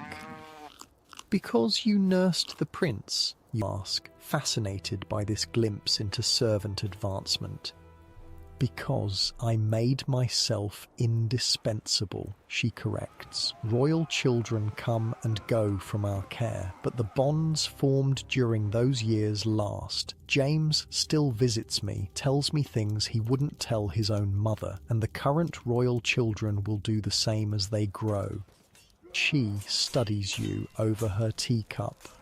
"Mehmet sees something in you, some quality worth cultivating. I'm inclined to trust his judgment. He was once a prisoner of war, you know. Now he controls the king's private purse and knows more state secrets than half the cabinet." This conversation is giving you a new perspective on palace service, not just as endless drudgery, but as a potential path to influence and security that might otherwise be impossible for someone of your station.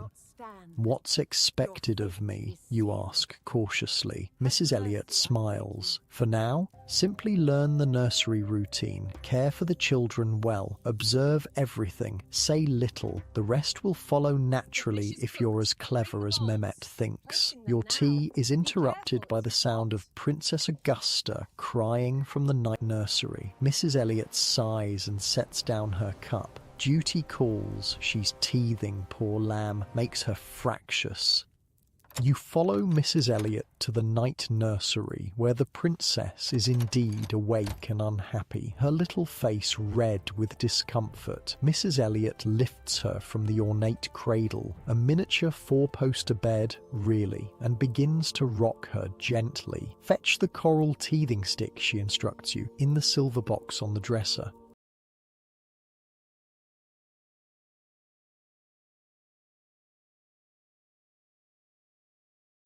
You find the item, a piece of smooth coral mounted in silver, clearly expensive and made specifically for royal gums to gnaw on. Mrs. Elliot takes it and offers it to the fussing princess, who gratefully begins to chew, her cries subsiding to occasional whimpers.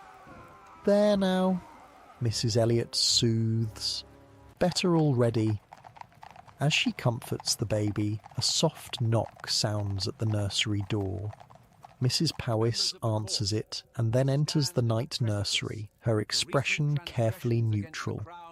"Her Majesty the Queen wishes to see the children," she announces. Mrs. Elliot nods, unsurprised. "Tell her we'll receive her in the day nursery in 5 minutes. The princess needs changing first." You're slightly shocked at this response. Making the Queen wait seems unthinkable.